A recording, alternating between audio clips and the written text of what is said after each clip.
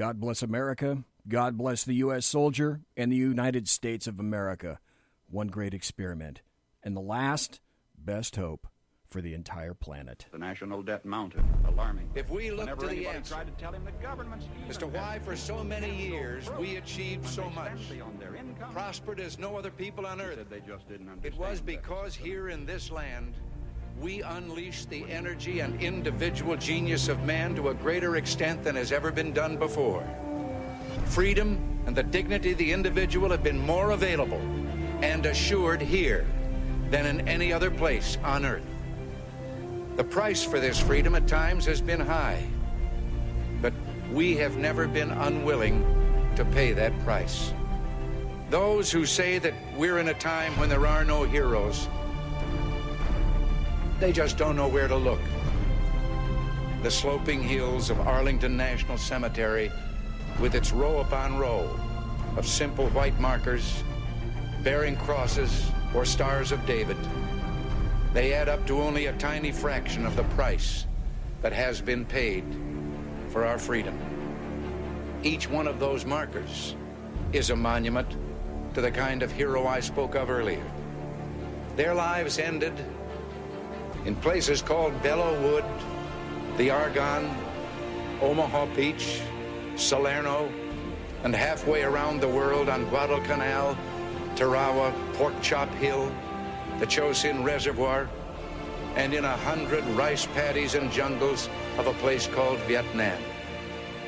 Under one such marker lies a young man, Martin Treptow, who left his job in a small-town barber shop in 1917 to go to France with the famed Rainbow Division. There on the Western Front, he was killed trying to carry a message between battalions under heavy artillery fire. We're told that on his body was found a diary. On the flyleaf, under the heading, My Pledge, he had written these words: America must win this war. Therefore I will work, I will save, I will sacrifice, I will endure. I will fight cheerfully and do my utmost as if the issue of the whole struggle depended on me alone. We must realize that no arsenal or no weapon in the arsenals of the world is so formidable as the will and moral courage of free men and women. It is a weapon our adversaries in today's world do not have. It is a weapon that we as Americans do have. Let that be understood by those who practice terrorism and prey upon their neighbors. As for the enemies of freedom, those who are potential adversaries, they will be reminded that peace is the highest aspiration of the American people. We will negotiate for it, sacrifice for it. We will not surrender for it now or ever. We are Americans. In a world where insanity reigns supreme and safety pin manufacturers are running out of metal for the diapers of the leftists, it's comforting to know an ancient, fat, long-haired, bearded reprobate has your mind in mind. Ladies and gentlemen, boys and girls, children of all ages, broadcasting behind enemy lines in occupied California. And despite every attempt by the SHR Media Network to revoke his shameless contract, we return to the bloviating Zeppelin's Berserk Bobcat Saloon. I have come here to chew bubble gum and kick ass. And I'm all out of bubble.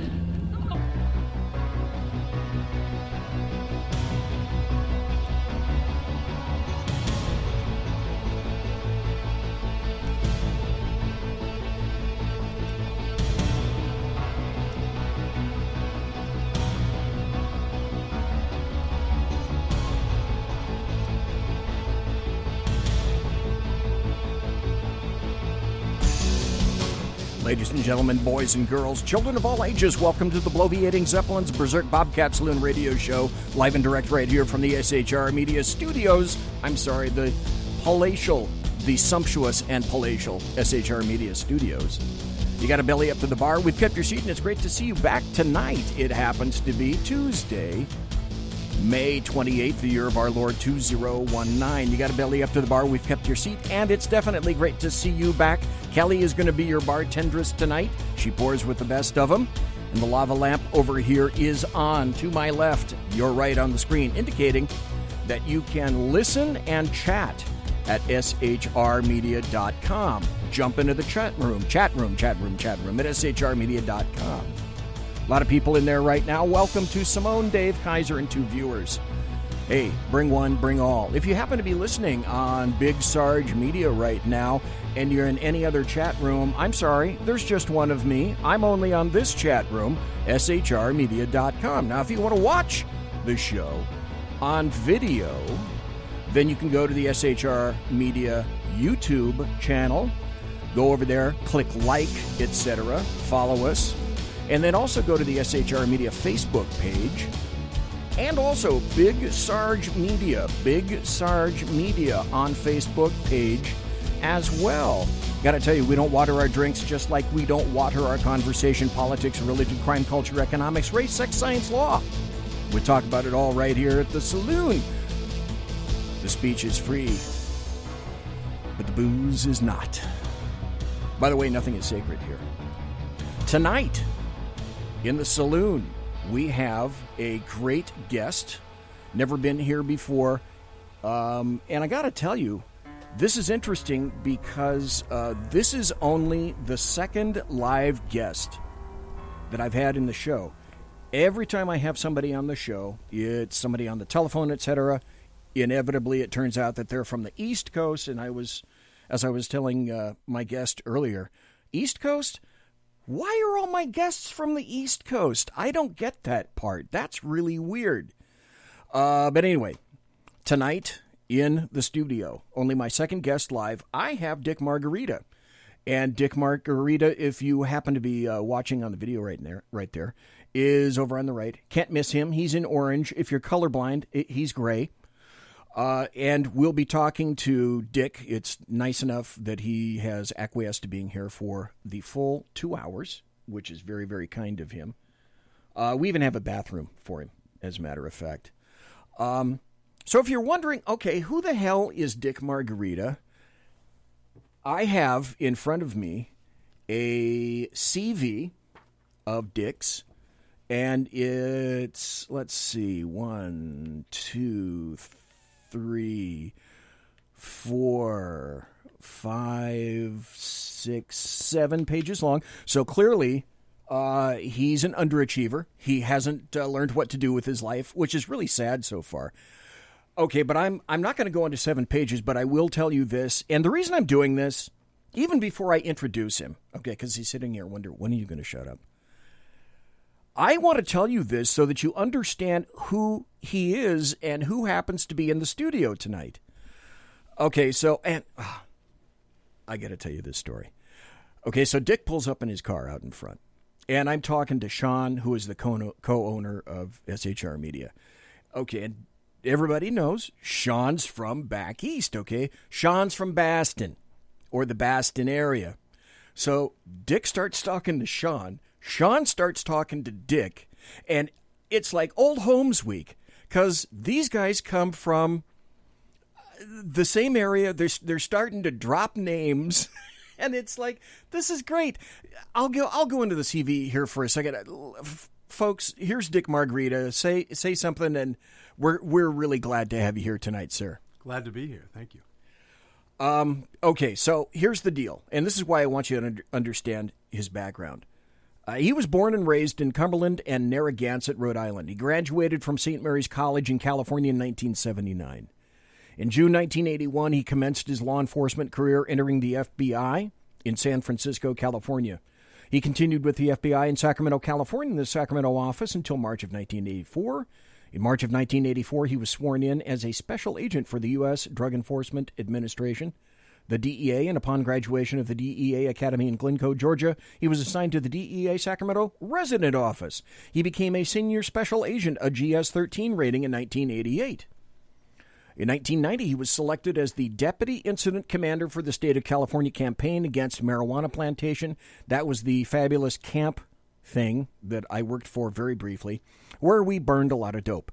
In the fall of 1990, he left the DEA to pursue his law degree at Lincoln Law School in Sacramento.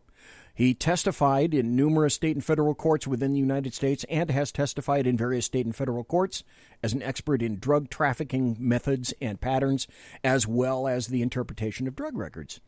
In December of 1990, he became a consultant with the Sacramento County Sheriff's Department assigned to the Major Narcotics Bureau.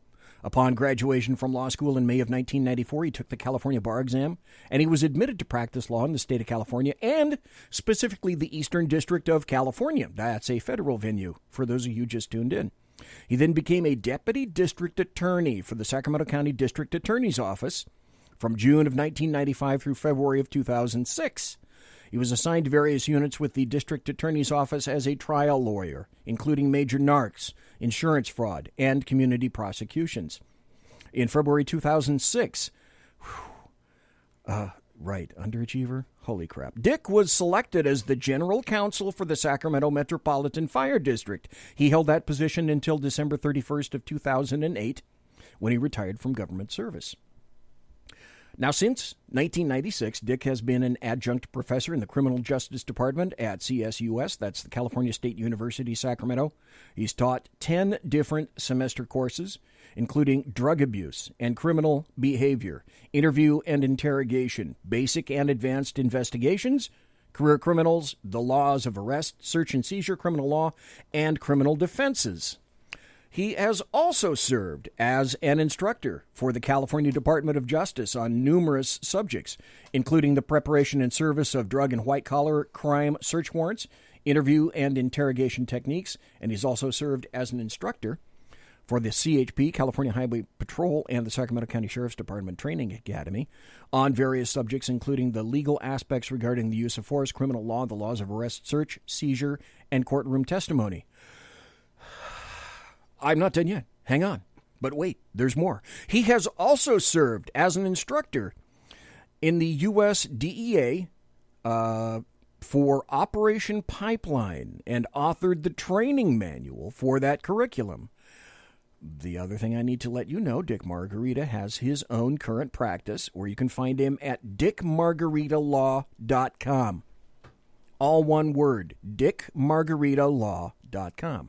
He provides criminal defense for drug offenses, marijuana crimes, DUI, multiple DUIs, traffic violations, white-collar crimes, embezzlement, professional licensed drug diversion and compliance, and estrangements.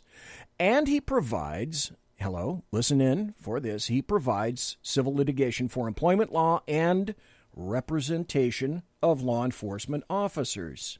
So, 15 minutes after...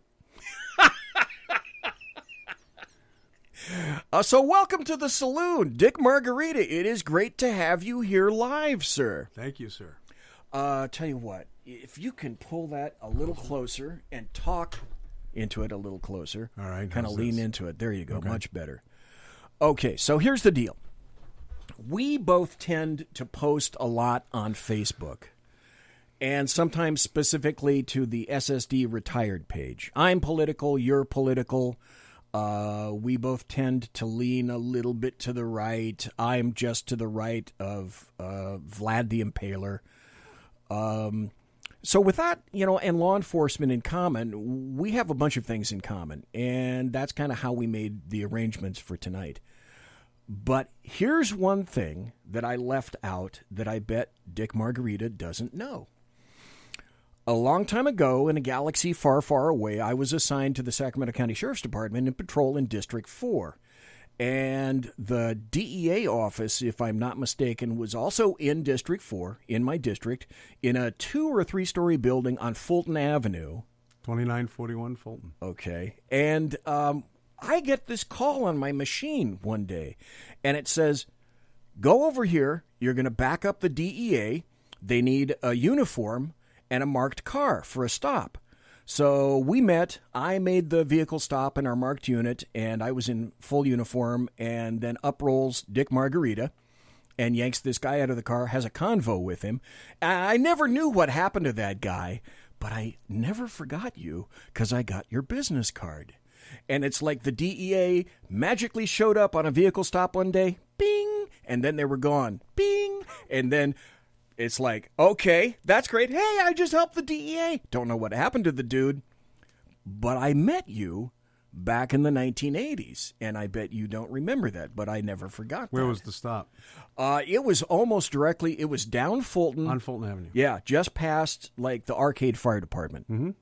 Right around there. I mean, it was and the like... guy worked in the same building complex. Did he? And it was like 50 feet from where you are, from where your office was.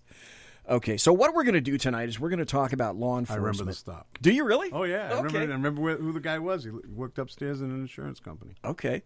We're going to talk about law enforcement in general. We're going to talk about law enforcement in California. And if we have some time, we're going to talk about politics. So let's kind of start at the start. Is there a background? Everybody has the dealio about where you came from, where you were born, etc. But is there kind of a history of law enforcement in your family? In other words, of all the things that you possibly could have done and all the things that you possibly could have gone to, why did you decide that you were going to go into law enforcement? In other words, you first started with the FBI, right? Right. Okay. So what made you want to move towards law enforcement? Well, I grew up in Rhode Island, and Rhode Island's pretty much a mob state. And okay. And both my parents were school teachers. Nobody in the family were cops, law enforcement. My dad's high school friend, grammar school friend, was an FBI agent in Providence, who we were friends with the family. And his roommate in college was a inspector, and then became the first SAC of the National Academy for the FBI when it went to Quantico. And so I had gone down to the old FBI office as a kid, probably in the 4th grade, and saw that. And I thought that was pretty cool. And I saw all the mobsters in Rhode Island, and I kind of followed it. It was kind of a fascination. And it was like, I'm not going to be a mobster because my father will kill me. Okay. And he was a football coach and baseball coach. So I guess I'm going to go into the law enforcement thing. And so I thought, I'm going to put away bad guys. I wasn't aware until you and Sean were talking outside just before the show that there was a serious... When I think of mob dudes, I think of Massachusetts, I think of townies, I think of New York. I do not customarily associate Rhode Island with mob dudes. Oh, but apparently that's like huge. A hotbed. Well, it was huge. It was... Raymond L.S. Patriarca was the head of the La Cosa Nostra when I was a kid growing up on Federal Hill, which is an all-Italian section at the time. And he ran the mob in all of New England. And he had a vending machine company. And my parents had a summer house in Narragansett. So I grew up in Cumberland, and I had a summer house in Narragansett. 2 streets down was the Speaker of the House, who also was the main mob attorney for the mob. So it was kind of, we'd see the mobsters show up, and it was kind of but Patriarca he ran the state. He ran New England. That's, well, let me ask you this question, because obviously you came from the area, and I don't know. As far east as I got was Ohio when I was living on base at Wright-Patterson Air Force Base. So, like, beyond that, I really am truly unfamiliar with the East Coast. So, when we think of mob... a lot of folks mobbed up in, say, New Hampshire. Not like New England. Not like, well, it's part of New England. Not Boston and Providence. Okay. Back in the old day. The mob is kind of disintegrated in Providence to a great amount, but it's still there. But when I was a kid growing up, now your mom could walk down in Federal Hill, which was an all-Italian section run by Mr. Patriarca. Okay. And it could be 3 o'clock in the morning, and nobody better do anything except escort her to the house and carry her groceries. She was that safe. Now, if you owed him money, that was a different ballgame. That's the first thing that pops into my brain housing group is, that's kind of remarkably similar to, like, The Godfather, when he was walking down the streets of New York and people would, Godfather, and everybody felt safe. But the interesting point that I'm finding from you is, okay, so like the mob present generally in the Northeast, not so much. They're like relegated. They've been kicked to the curb. They got involved with drugs, and that kind of really hurt. That was against kind of the creed. And then they started, snitching on each other, and, they got old and died off. Patriarca's been dead. His kid is dead. There's some still old guys who are, in their late 70s that are going to prison. But the new group is, not like the old guys. The organization is not as strong. Okay, then you started with the FBI, and then you decided you're going to transition over to the DEA. Now, what motivated you to say goodbye to the FBI and then go over to the DEA? I was clerking for the Bureau, both in San Francisco and Sacramento. So it was a pay jump. Okay, so you were an IA in the FBI? Essentially, a clerk, and Okay. Non-gun toting. Okay. And so it was a pay raise. And, the quickest Oh, route to get, be an agent. And, and at the time when I came on, it looked like the Bureau was going to absorb DEA, which would have been fine. Really? Yeah. Oh, I didn't know that. Yeah, in 1984, well, you had Reagan as the president, and Ed Meese was one of his main advisors and then became the Attorney General. Yeah, he became AG, didn't he? Right. And he wanted to merge DEA into the Bureau. I did not know that. And it was really getting stronger and stronger. And then he had a couple of issues, and he resigned here in Sacramento at the Red Lion Inn, and I want to say the summer of '86, and that kind of was the end of that story. The merger kind of went aside. And the Bureau people, I don't think, wanted DEA. I don't know if DEA was that much opposed to it as the Bureau was, but Meese was a driving force to have that happen. Okay. Now, I know that I've been to Quantico. I trained at Quantico, and I trained at Glencoe. Oh, my God. I was at Glencoe in July. I got out of there June 1st of '84. Holy crap. So, folks, in a couple days, it'll be 35 years. If you want heat, bugs, and humidity, go to Glencoe, Georgia, which is basically Glenn County, Georgia, near Brunswick, which is where... And apparently it wasn't true then, but now only the FBI and the DEA train at Quantico now, right? Okay. And then basically all other federal law enforcement agencies, everybody else, trains down at Glencoe. And then there's another one, an adjunct over at like New Mexico someplace. Right. But that apparently wasn't true when you went there. When you went through the DEA, you went through Glencoe. I went through Glencoe, and they stopped they went down there in... 82 because there had been a freeze because you had Carter as the president, and then Reagan. Yeah, I'm sorry. And then Reagan took over, and there was still a freeze. And then there was, he started the South Florida Task Force down in Fort Lauderdale and in Dade County that Bush was in charge of. And then so they started. There had been a great decrease in agents from attrition, and so they started hiring in '82. And so they started running them at that point down to Glencoe because that's where there was a facility. I started March 12th of 1984, graduated June 1st of '84. It was 12 weeks, 6 days a week. And DEA was there until probably October of '85, and then they moved up to Quantico.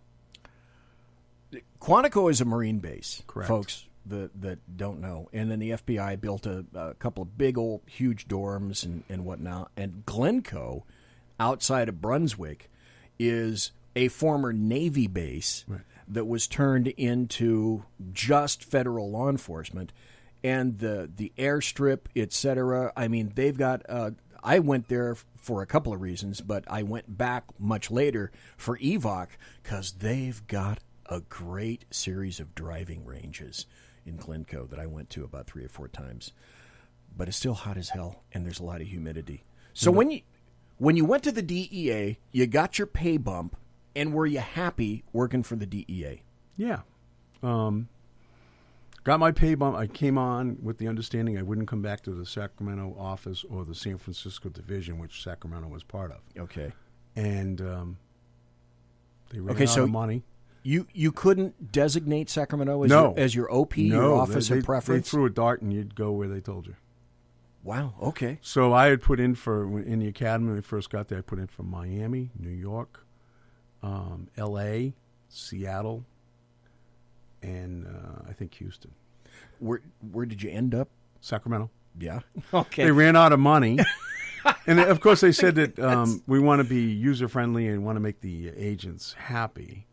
And that wasn't the case. They had run out of money, and I was a full entitlement. But the class ahead of me, in the middle of the 11th week out of 12, they yanked everybody's orders because they had no money.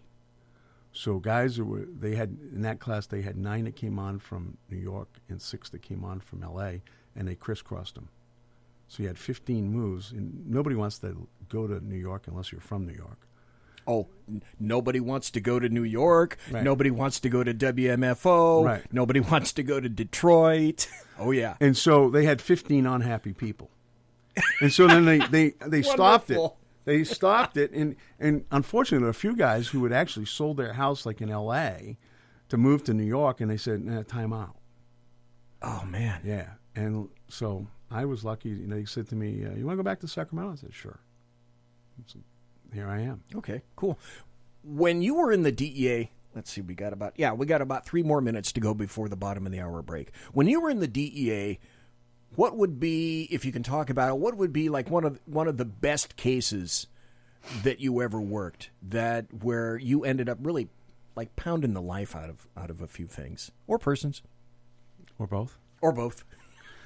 Well, probably two best cases. One was I seized one of the top 12 recording studios in America at the time, September 12th of 1985, actually. Where's that? And it was in Sausalito, Okay. 2200 Broadway. It was called The Plant. Guy was manufacturing meth up here in the Eastern District in different areas, and he took the money and bought the plant. Now, there were a whole group. There were about 25, 27 people total, but the main guy, or one of the main guys, was a guy named Stanley Forbes Jaycox. We went in and seized it on September 12th of 85. Huey Lewis, Starship, Journey, Aretha Franklin, Yeah, I think Fleetwood a lot Mac. of Bay Area groups They were recorded all there. did their recordings there, okay? And this was before digital, so they had all the reel-to-reel. Oh, yeah. And we thought we were going to go in and pull stereo equipment out and recording equipment. And we got in there, and the mixing boards were probably 12, 14 feet long. Oh, yeah, they're huge. And the wiring, the real value of the whole place was in the wiring. And so we kind of mulled around for quite a while, kind of in awe of what we had, because nobody had been in there. And we decided to bring in a locksmith and shut it down. And during the time that we were kind of thinking that through, and there was probably about 25 cops in there, supervisors, bad guy comes. He was the U.S. attorney. Unfortunately, had agreed not to arrest him that day, and then he made a slip and he called his lawyer and said, "You idiot! If you had talked to the U.S. attorney, I'd be in Brazil by now." So I called the U.S. attorney and said, "No, I don't really care what you're thinking, but this guy's getting hooked today." And so I called the guy into Studio C and handcuffed him after I played a little song on a piano. On Stevie Wonder's piano, actually, baby grand piano. And so we arrested him, and it was called, so that for about a month I was returning all the originals to their agents and some of the performers. And lo and behold, but Carlos Santana calls one day. Ah, okay. And he says, and I have no idea who Carlos Santana is, really. And he says, "Name your price." I'm like, "What are you talking about?" And so finally, I kind of figured, and he had gone to Nashville, L.A., and New York. He was in the middle of an album, and he couldn't get the quality he got out of the plant. So I went to the U.S. attorney, and I said, "Hey, why don't we run this?" I mean, at the time, the only business that was run that was under seizure was a strip club in New York seized by the FBI. So, hey, why not? And the marshals were kind of not that fond of it at the time. And then finally somebody said, yeah. So we opened it up under contract, made about $1 million over a year. True story. The Carlos Santana album called the Veracruz album, came out. And then if you get the old vinyl album, on the back it says, "Special thanks to Club Fed." That's a great story. So the DEA is making money Right, made of the United States government is making money recording legitimate songs, rock artists, right. and Journey, and Aretha Franklin, guys like Fleetwood Mac. Yeah, it was really an incredible case story. I think I was on either 48 Hours or 2020 or both at that back in those days. The guy then signed off. He signed off on the forfeiture, and we sold it for like $750,000. Wow. Okay. That's a hell of a story. Folks, we're talking to Dick Margarita, former DEA and FBI agent, attorney, and former assistant district attorney for the Sacramento County District Attorney's Office. When we come back, we're going to start to get into some other aspects of Dick Margarita's life.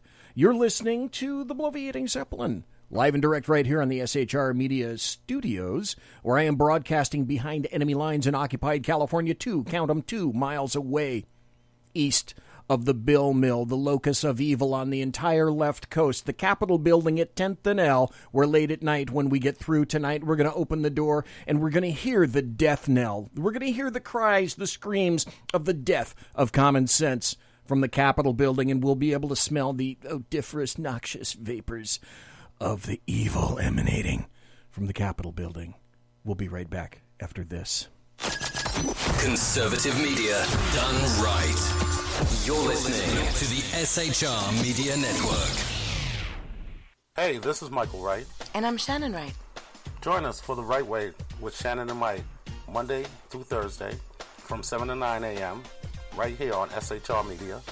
Why are they joining us? For fun things like sports, politics. Oh, maybe some news and entertainment? And all kinds of other things. Money and recipes and events, all kinds of stuff. Yeah, so join us Monday through Thursday, 7 to 9 a.m. here on SHRmedia.com.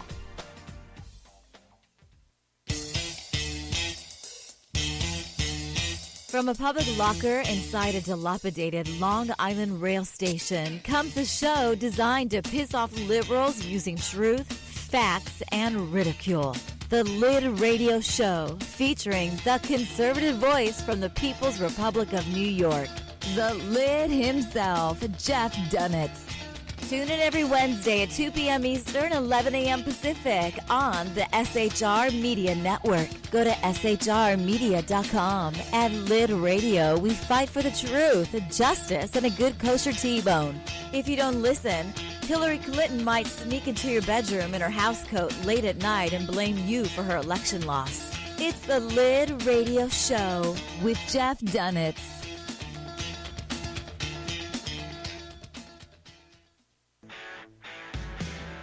Hey girls, Carry Girl Gear is here. More and more women every day are concealed carrying, participating in competitive shooting, and getting firearms training. It's not a boys' club anymore, and we don't have to shop in their stores anymore either. Finally, a cool and unique clothing line just for women. Dope tees and hats for the patriotic concealed carry and 2A girl. So what are you waiting for? Go check out carrygirlgear.com today. It's your business diva here, Melanie Collette. I am inviting you to a front row seat as I discuss some of the most intriguing details of wealth and finance with today's movers and shakers in the world of business. Listen in and discover financial truths on a global, domestic, and household scale. Uncover topics that will impact your wallet today and in the future. Money Talk with Melanie airs Monday through Friday, 5 p.m. East, 2 p.m. West, right here on SHR Media and High Plains Pundit Talk Radio. You can't afford to miss it.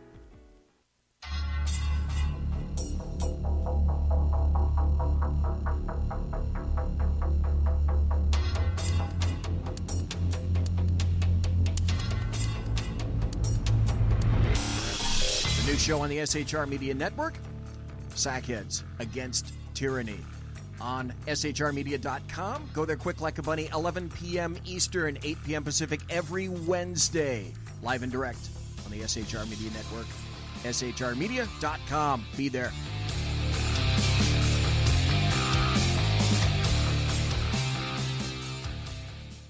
For 50 years, I've seen the American people blinded by corrupt politicians, a lapdog media, and deceptive Islam.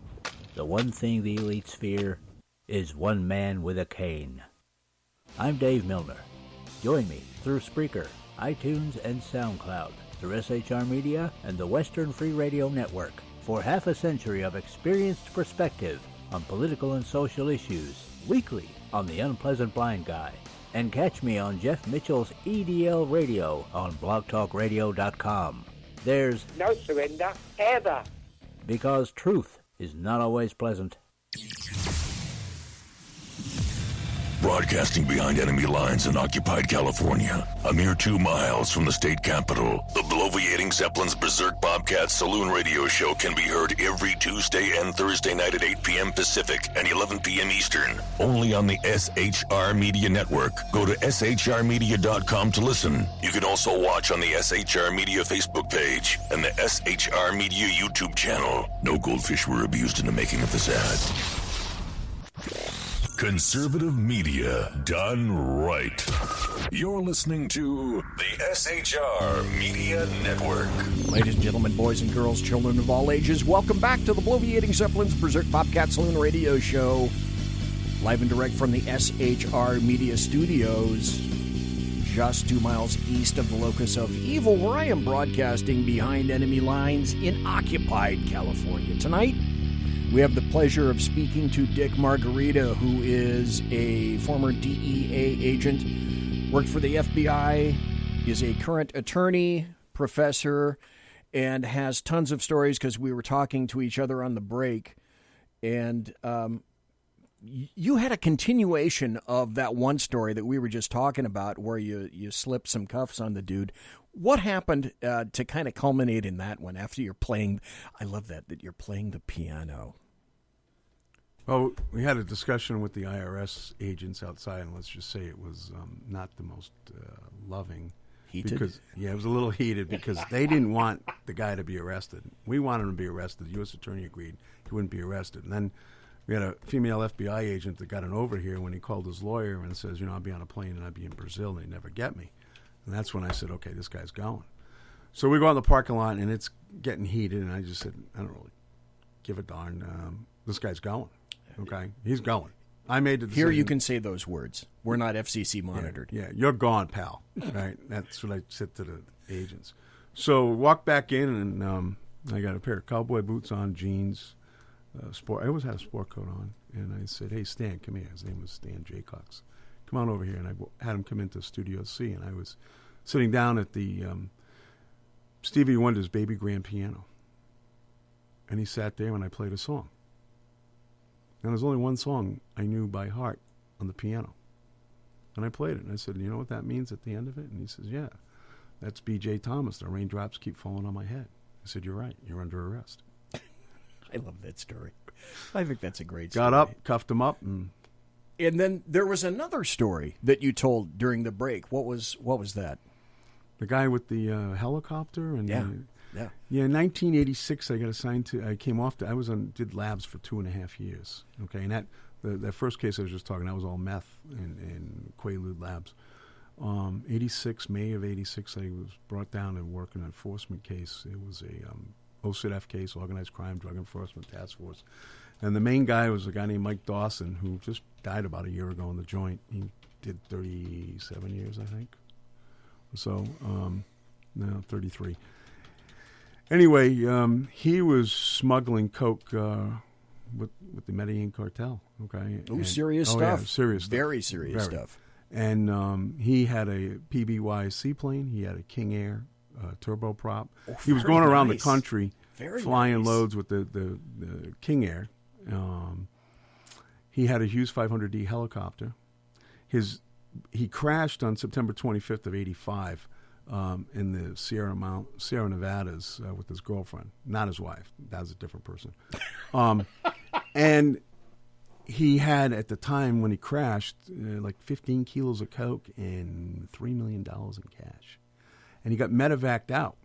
Oh, he lived? He lived. Okay. He and the girlfriend lived. And she ended up flipping. And that was how we kind of, the case kind of unfolded in part.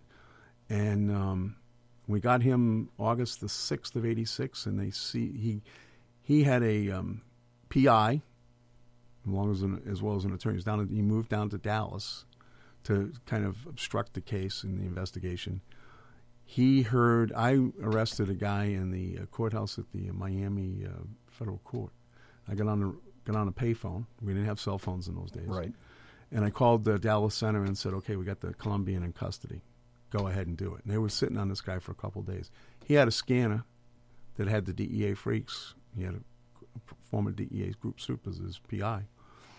And because I was going to say, you got to know those because those are not printed, etc. Those are very covert. He heard it. He threw his kid out the window. He threw his girlfriend out the window. Threw a big duffel bag.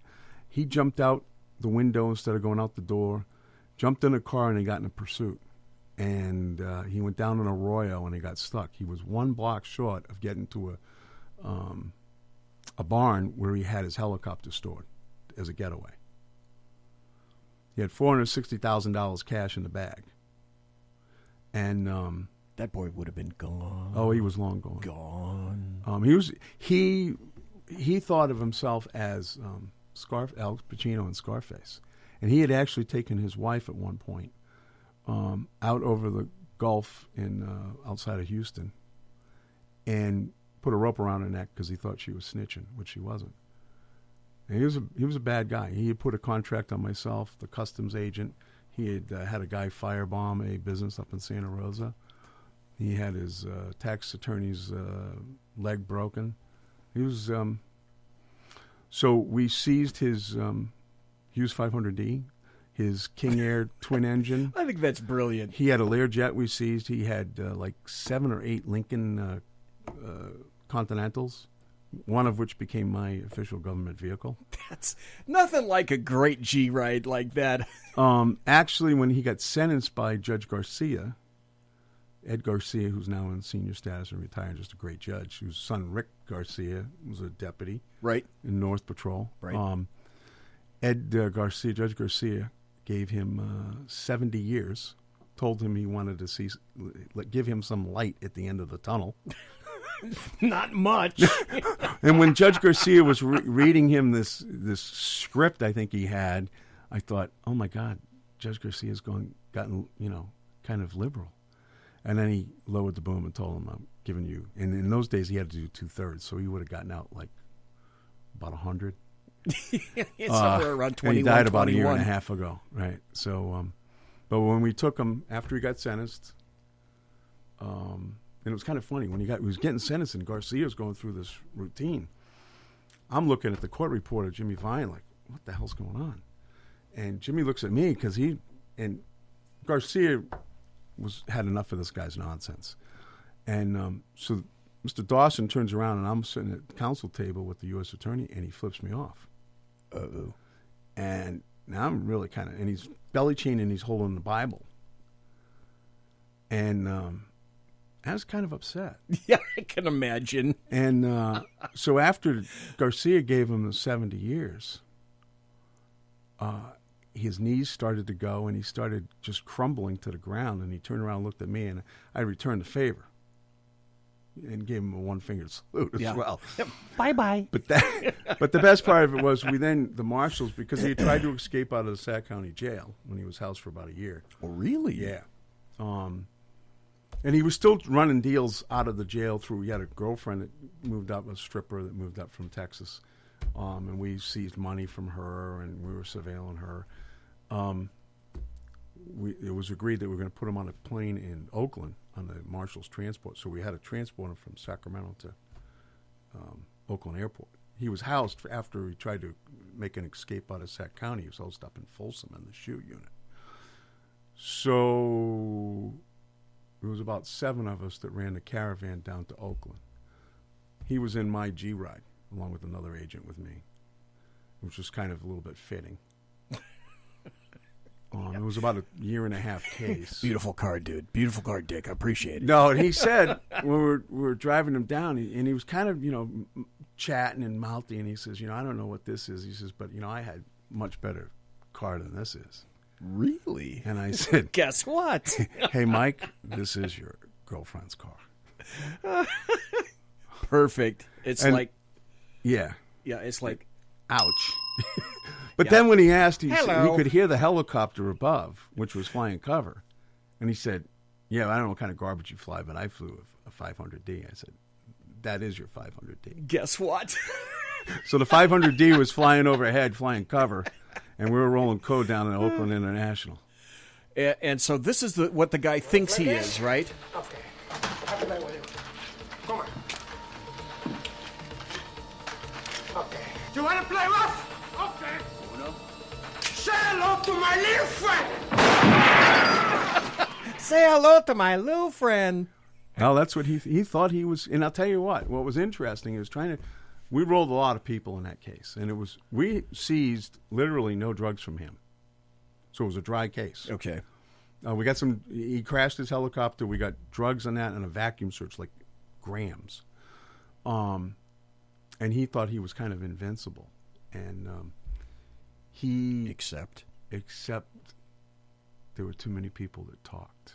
Too many people. Rats. Yeah. And, when rats get the cheese. That's right. And it's all the matter of, let's see, which rat gets the best seat to on the bus. cheese first gets the most cheese. Right. And it was pretty interesting the way he had a 55-foot yacht we seized down in Miami at Jones's Boatyard. Beautiful. Yeah. He was big time dealer. So you worked for the FBI. You worked a lot of cool cases for the DEA. Then what was it that kind of motivated you to leave federal law enforcement and move on to another pasture? Had you just decided that, because you went, let's see, next you went to law school after that? Right, I went to law school. Okay. And then you went to law school with the idea of becoming either like an AUSA or a prosecutor of some fashion. I'm sorry, assistant U.S. attorney. Right. Okay. So I've worked for the feds. I've worked for the locals. You've done both. So in your estimation, because I've seen both sides and you've seen both sides, I know what my answer would be. But what would be your answer in terms of what do you think stands out in your mind as the biggest difference between local law enforcement, like state, county, city, and federal law enforcement? I got to say that the time that the best job I had in my life was working at Sac County Sheriff's Department. Really? Yeah. Really? Okay. Yeah. And I was going to school. I was working, part-time, full-time. But I had some great people I worked with. And that was the key. And the guy, there was Lou Blandis was the captain just before I got there, and then Don Savage took over. Savage was a great guy. Don Savage was by far. Everybody's got Don. Boy, do I have a Don Savage but story. He was just a great guy. He was a great administrator. He let the guys do their job. Then when he got moved out to, I want to say, South Patrol, then had Lonnie Baird come in. And I had worked with Lonnie when Lonnie was with the Sheriff's Department in 87 and started the gang task force with Cooper and Gritzmacher and Trang To. And, Lonnie was a great guy. And just, and they treated me like, I've never been treated before in law enforcement and by management. And they were just, and I allowed me to go to school, didn't screw with my law school studies. And, I remember, I think Don Savage, the first spring of finals, called me in and said, I don't want to see you around here. He said, Really? I don't care what's going on. He says, your law school's more important than this. You understand me? And I'll always remember, I really hold him in the highest regard. He was just a really good guy. And he didn't try to micromanage cases. I don't think Don had worked dope. And he didn't try to pretend that he had knew dope or worked dope. He was a manager. And he didn't try to run cases. And he let the people do their jobs. Don Savage always was, let's say, he was always in my background because I ended up getting his badge, 554, when he was a deputy. So he kind of always lurked around me. He was my sergeant when I was in the jail. And the one that you either liked Don Savage or you hated Don Savage. Right. But I can remember I took an ass chewing from Don Savage. It was monumental, and I felt about an inch tall. 5 minutes later, I'm walking down the hallway, and he says, "Hey, BZ, how you doing?" Great. I'm doing great. The other thing is, you found out real quick what the things were that would piss him off. We had a deputy who was shot, and they were bringing this guy off the helicopter. They had to airlift him over to UCD, and he looks at this guy, and this guy's wearing white socks, and he mentions your socks to this guy. It was just one of those Don Savage things. Right. So the biggest difference to me about federal law enforcement and local law enforcement is, and I think people need to know this, the federal law enforcement system really has no concept of fresh arrest. And a lot of people don't understand that. The feds work generally off of warrants. Did you guys make a lot of fresh arrests? Yeah, we did. Did you really? Okay. Yeah, we did. Because with the FBI, that was an alien concept, right? So that's interesting because you guys did because we would be out there doing undercover stuff, and it'd be what we call a buy bust, or a search. Let's say you had a lab that blew up. Okay, so you would go and you'd freeze the scene, so nobody could take evidence away, and make sure nobody ran away. And then you'd get the warrant. But on an undercover deal, you didn't have a warrant. You'd give the bus signal, and, there was curtains.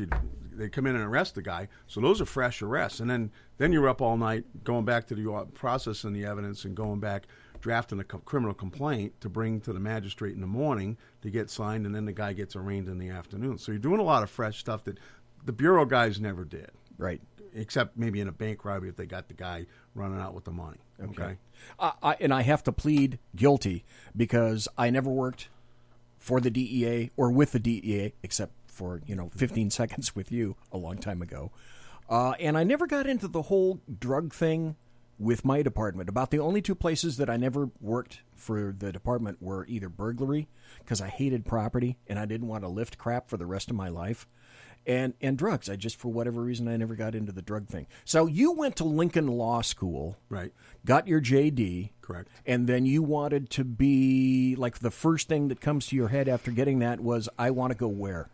Well, it's kind of an interesting.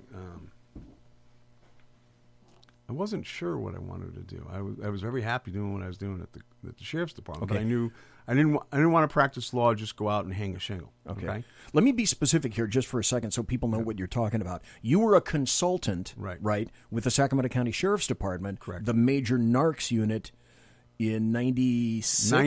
90? December 90 through June 12th of 95. Okay. All right. Five years. That's a pretty significant amount. Okay. So you get your JD and then you decide, I'm going to do what? I had applied to the Sac County DA's office and Placer County DA's office, and I got hired a day, one day, one the next day. So then it was, Okay, that's nice to be able to choose. Right. And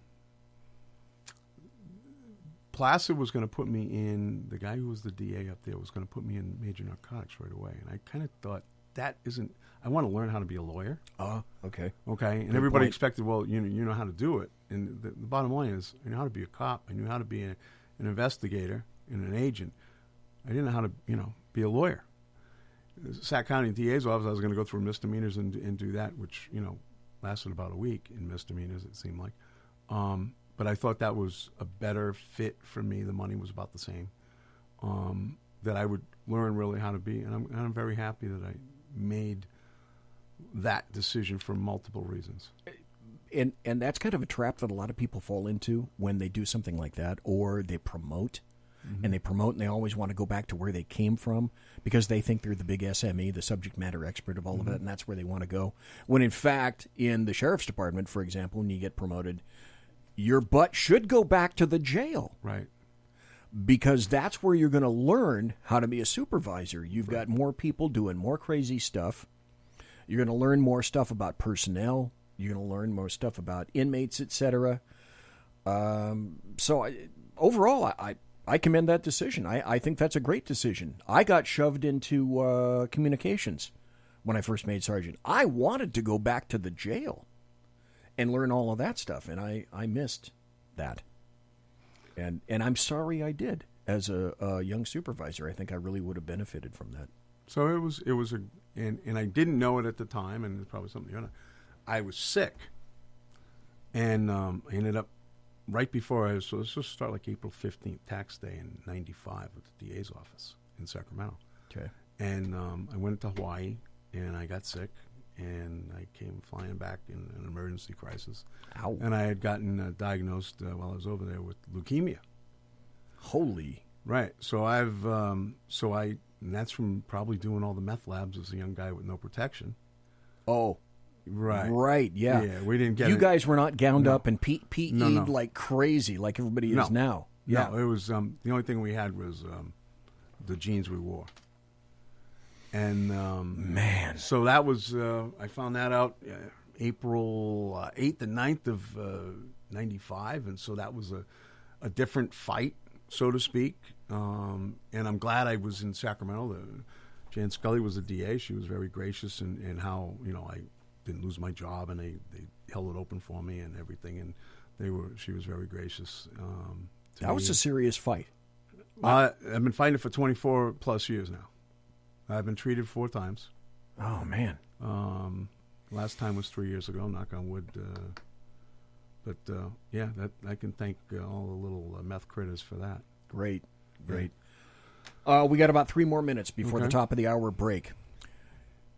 When I get back, I got a little story about Bill Pesci, and I got a little story about Judge Gary Ransom. And everybody's got a Bill Pesci story, Right. probably. And everybody's got a Judge Gary Ransom story, probably. And if you have one of each, I'd like to hear that. I have a good Ransom story. Okay. A couple good ones. I have 2 incredible Judge... And folks, I will tell you, I'm talking to Dick Margarita, former FBI agent, DEA agent, and assistant district attorney for the county of Sacramento. When we come back, we'll be talking about that. But in the next couple of minutes, while you were a DA at Sac County, what was one of your favorite cases that you can think of while you were working there? Or maybe one of the cases where, it was just really satisfying and or you got some of the best, most time for? I did a lab trial with 2 guys, and it was going to go out right at Christmas time of 2001, 2001, I think it was, or Okay. 2000. And I had very few witnesses, cop witnesses, because it was Christmas. They weren't coming to court, and they were gone. Oh, boy. And so I inherited the case from another DA who left the office, and so basically I said, I'll give you like 3 years and you 2 years, or 2 years and 1 year. And one guy said to me, gave me a 7-letter. First one starts with an F, last one ends with a U, and a 1-fingered response. Ow. And I said, really? It's okay. So I dismissed the complaint, dismissed it, and refiled. So now I started the clock ticking again. They did it right then and there. Yep. Right then and there. Did another prelim. Took him to trial in the middle of February of 01. It was 01. And so it was Christmas of 2000. And I went to trial. It was about a 4-week trial. And one of the guys had his wife come in and testify. And she was claiming that she was the one who was cooking with all the chemicals and everything.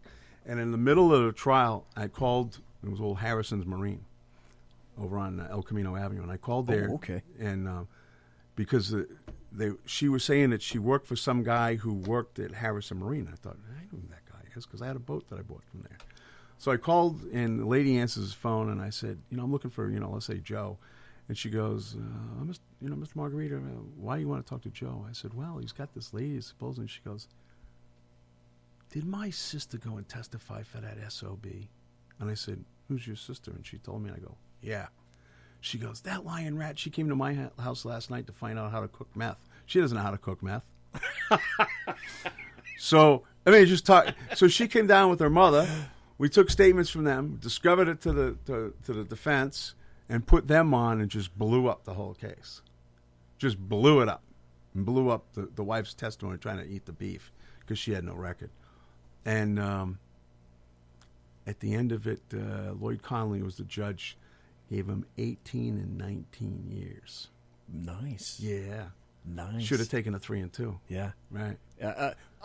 A case that starts with nothing, doesn't seem like it's going anywhere, and turns out to be pretty satisfying. That was fun. That was a good case. Especially the wife getting caught by her own sister. And it was just pure...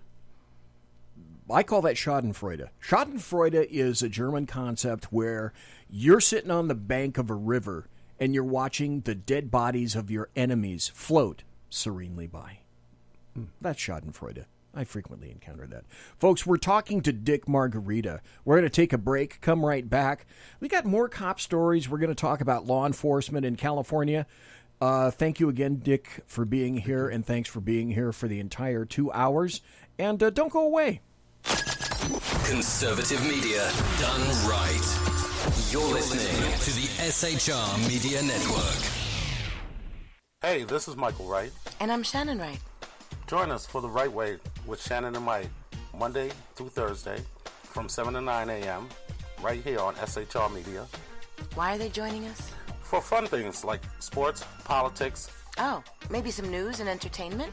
And all kinds of other things. Money and recipes and events, all kinds of stuff. Yeah, so join us Monday through Thursday, 7 to 9 a.m. here on SHRmedia.com.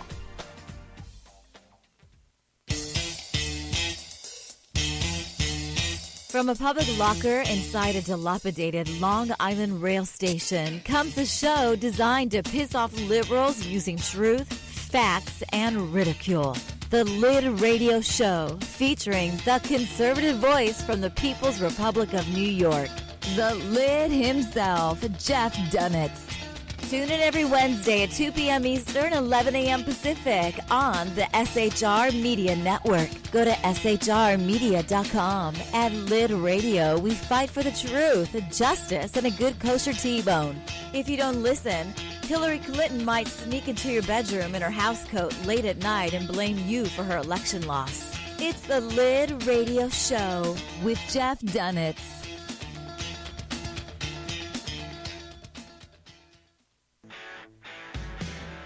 Hey girls, Carry Girl Gear is here.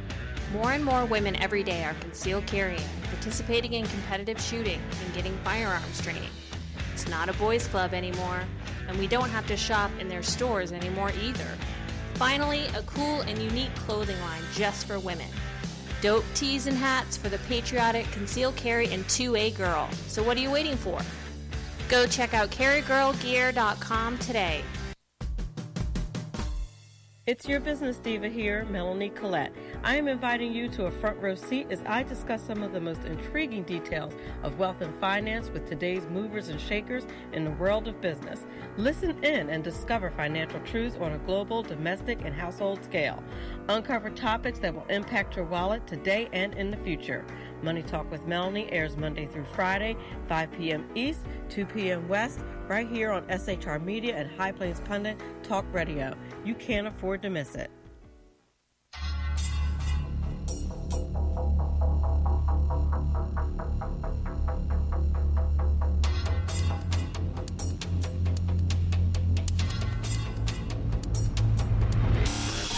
The new show on the SHR Media Network, Sackheads Against Tyranny. On shrmedia.com. Go there quick like a bunny, 11 p.m. Eastern, 8 p.m. Pacific, every Wednesday. Live and direct on the SHR Media Network. shrmedia.com. Be there.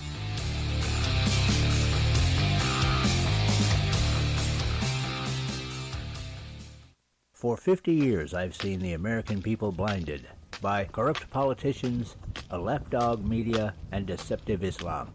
The one thing the elites fear is one man with a cane. I'm Dave Milner. Join me through Spreaker, iTunes, and SoundCloud, through SHR Media and the Western Free Radio Network, for half a century of experienced perspective on political and social issues, weekly on The Unpleasant Blind Guy. And catch me on Jeff Mitchell's EDL Radio on blogtalkradio.com. There's no surrender, ever. Because truth is not always pleasant. Broadcasting behind enemy lines in occupied California, a mere 2 miles from the state capitol, the bloviating Zeppelin's Berserk Bobcat Saloon radio show can be heard every Tuesday and Thursday night at 8 p.m. Pacific and 11 p.m. Eastern, only on the SHR Media Network. Go to shrmedia.com to listen. You can also watch on the SHR Media Facebook page and the SHR Media YouTube channel. No goldfish were abused in the making of this ad. Conservative media done right. You're listening to the SHR Media Network. Ladies and gentlemen, boys and girls, children of all ages, welcome back to the bloviating Zeppelin's Berserk Bobcat Saloon radio show. Live and direct from the SHR Media Studios, where I am broadcasting behind enemy lines in occupied California. This is the second hour of the show. For the first hour, we had the pleasure of speaking to DICK MARGARITA, former FBI and DEA agent. And now we're getting into the County of Sacramento District Attorney times. And DICK MARGARITA, I got to tell you this. I had a couple of stories, and I want to hear your stories because you may have similar ones. Probably not about this first guy that I'm going to talk about, but I believe about the second guy that I'm going to talk about.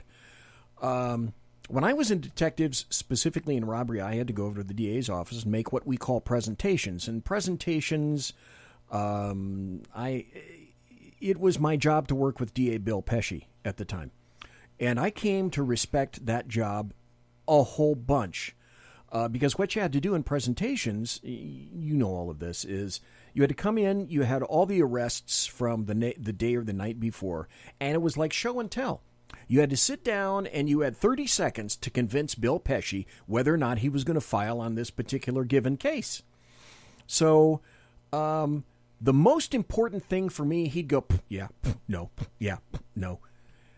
The biggest takeaway for me on that was he would tell me why. And to me, why he would file or why he wouldn't file was every bit as important as the rest of the case itself. So by doing that, I got to have a great insight as to what makes a good case and what makes a bad case and what makes the DA go, that's a piece of shit over there. Right. And the DA say, yeah, we're going to file on this bad boy. We're going to do it right now. Here we go. You know, you learned really quickly what a well-written and airtight arrest looked like and what a piece of crap looked like. And I have to be honest, I became somewhat embarrassed for some of the reports that I would see that came through from the deputies. But Bill Pesci convinced me that, yeah, it's all in the report, buddy, and it's all in the fact pattern. You can sense a piece of crap report or arrest. You can pick that up a mile away. And what I got out of all this was I wish every deputy or officer had to sit down with a Bill Pesci at intake, go through all of this and figure out this is why this case is going to work, this is why this case doesn't work, and it's a piece of junk. I think that would be incredibly illuminating. I ended up learning more in 15 minutes with Bill Pesci than I did with about any other unit in the DA's office, except maybe John O'Mara when I was in homicide. But like I say, I wish that everybody could have taken some time to sit down and, you know, that's the triage desk. That's where you sit down and figure out this goes away, this does not. And you just talked about Bill Pesci, and I have it right here. He passed away in 2015 of a heart attack. He was 74. He worked 33 years in the district attorney's office. And Bill, all I got to say is, if you're listening now, you may not realize it at the time. I learned a shit ton of stuff from you. Maybe you meant it, maybe you didn't, but I picked it up, and to me, that was, just doing presentations was extremely valuable for me. Like we were talking at the break, I said, have you ever met somebody where instantly you know that they're smart, they think on their feet, and they're just whip-ass smart. And that's where I'm going to transition into a Judge Gary Ransom story. The first one was this. Okay, so I'm like brand new in child abuse. This is about 1991. So a detective who's there who had invited me over to child abuse was named Ted Viduris. And so this is like 30 seconds after I get there. So he sends me over to Judge Ransom court to get and he specifically said, go see Judge Ransom. He's in court, blah, blah, blah. And go get this warrant signed. And I'd never had to do that before. I'd never had to go walk over a warrant. So Ted didn't tell me anything except go over there. And I didn't even know what floor that was. I knew nothing about that. So I go to department, blah, blah, blah. And oh my God, it looks like court's in session. So I open the outer doors and I go to the inner doors and I crack the inner door. I swear to God, this may seem like hyperbole, but in my brain it's not. I open the door, I don't know, maybe about 5 inches. So in the middle of open court, Judge Ransom stops the proceedings, and he says specifically, looking right at me through my little 5-inch crack in the door, and he says, "Detective, come into my court. Bring it up here." And he makes this waving motion, okay? So I figure, okay, how does this guy who's never met me before, one, know that somehow I'm a detective, and two, he wants me to approach the bench in the midst of open court. So, 3, he leans over the bench with an open hand to take my paperwork, and then he continues on with the case, okay? So, like, this dude can multitask like I've never seen before. That's like my second story with Judge Ransom. So I'm standing in front of the bench in open court. He's listening to the case. He's flipping through my affidavit. He's reading it. He's looking both at the prosecution and defense tables. And my brain is literally screaming, what the fuck have you done right now by doing that? And I'm not really happy with you right now, Ted Viduris. And I'm going to get my ass waxed by this judge. No. So he signs the last page. He leans over the bench. He thanks me. And then he continues on with court. I was, like the Australians say, I was like gobsmacked. Okay, my second time was this. Now I got my own warrant. And I've learned a lesson. I kind of like this Judge Ransom. So I'm going to see if I can go back to Ransom's court and see if he's going to sign my warrant this time. But I learned something. Don't go while the court's in session. So I had the smarts to call the clerk. And his clerk says, okay, come on over. You can come on over. So I go into the room. I don't know the courthouse very well, so I don't know how to go in the back of it. So I go in the front of the courtroom, go around to the clerk, and the clerk says, oh, he's right around the corner. Go into his chambers over there. As I approach the chambers, now I can hear people talking. And it's not like 2 people, it's like 3 or 4 people talking at once. And now the talking is getting kind of loud, okay? Kind of heated a little bit. So I peek, I just like peek around the corner, and he waves me in. He says, "Detective, come on in." He holds out his hand. He says, "Give me your warrant." It's like, get out of my head, dude. Okay. So I hand him that, and the arguing continues. He's reading my affidavit. He's bantering back and forth with these 3 guys, conducting a cogent conversation, reading me, stops, asks me a question about my warrant, continues back and forth with these guys, signs my warrant, hands it back to me, and again says to me, "Thank you." I've never seen a guy multitask like that and be so welcoming. He doesn't know me for Adam. And those were the only 2 cases that I have of coming up with Judge Gary Ransom.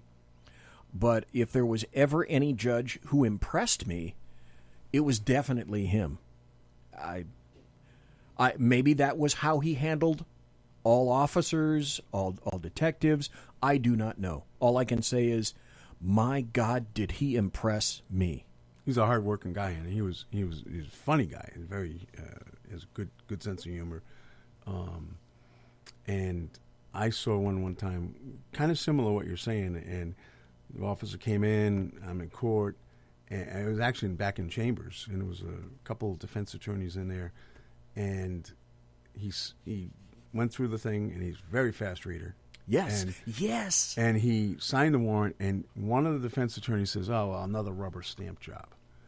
And he was not a happy camper. He took the warrant back from the cop, and he said, "Wow, look at it." He said, "Ask me a question." "Oh, I was only kidding." He said, "No," I said, "Ask me a question."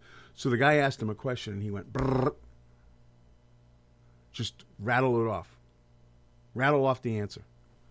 And everybody was very quiet.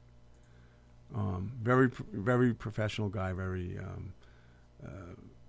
funny, good sense of humor, compassionate. I had one time where kind of a funny story. They're doing a calendar, so you're just kind of like they're arraigning people, and it's like an 11 o'clock calendar, 10:30 calendar, and you're just kind of trying to keep up and give the discovery to the defense attorney, the public defender, and I'm doing it. And all of a sudden, I hear some guy say, "Oh, an F-bomb," and Ransom like rips into the guy, and he goes, "No, him." And so I get my head up because I'm still playing catch up from the last case that got called, and I look again, and there's two guys and a gal. And I look at the file, and I'm like, oh, my God. And Ransom goes, "What are you talking about?" He goes, "It's him." And one of the defendants, they're all in custody, points to me. And he goes, "What about him?" He goes, "It's him." Ransom says to me, "Do you know these guys?" I said, "I do." I said, "I arrested them in 1985. This is like 2001, okay? And he says, "You arrested one of them?" I said, "No, I arrested all three." And he looks at me, he looks at them, he goes, "Is that right?" And he goes, "Yeah." And one guy says, "Don't ever drive with that guy. He's nuts." We had arrested him up in Paradise, and I think, it was probably it was a fire, and I think I got him back from the lab in Paradise to the new main jail in, I don't know, less than an hour late at night. That He could be zippy. Right, it was a little zippy, and Yeah. I'll never forget, and Ransom just started laughing. He goes, the guy's yelling, "Don't drive with him." Ransom impressed the hell out of me. He's a smart man. Tell you that. He was an Air Force pilot. No, I did not know. Yeah, B-52s. Wow. Okay. In Suriname. That's some serious stuff. That's how we ended up out here. He was at Mather. Mather? Yeah. Right, because they had a SAC wing over there at Mather. Yeah. That's really interesting. I never knew that for years and years. Wow. Okay, that's interesting, man. That's even more impressive. So you were a consultant with Major Narks from like 90 to 96, I think you said. 95, yeah. 95.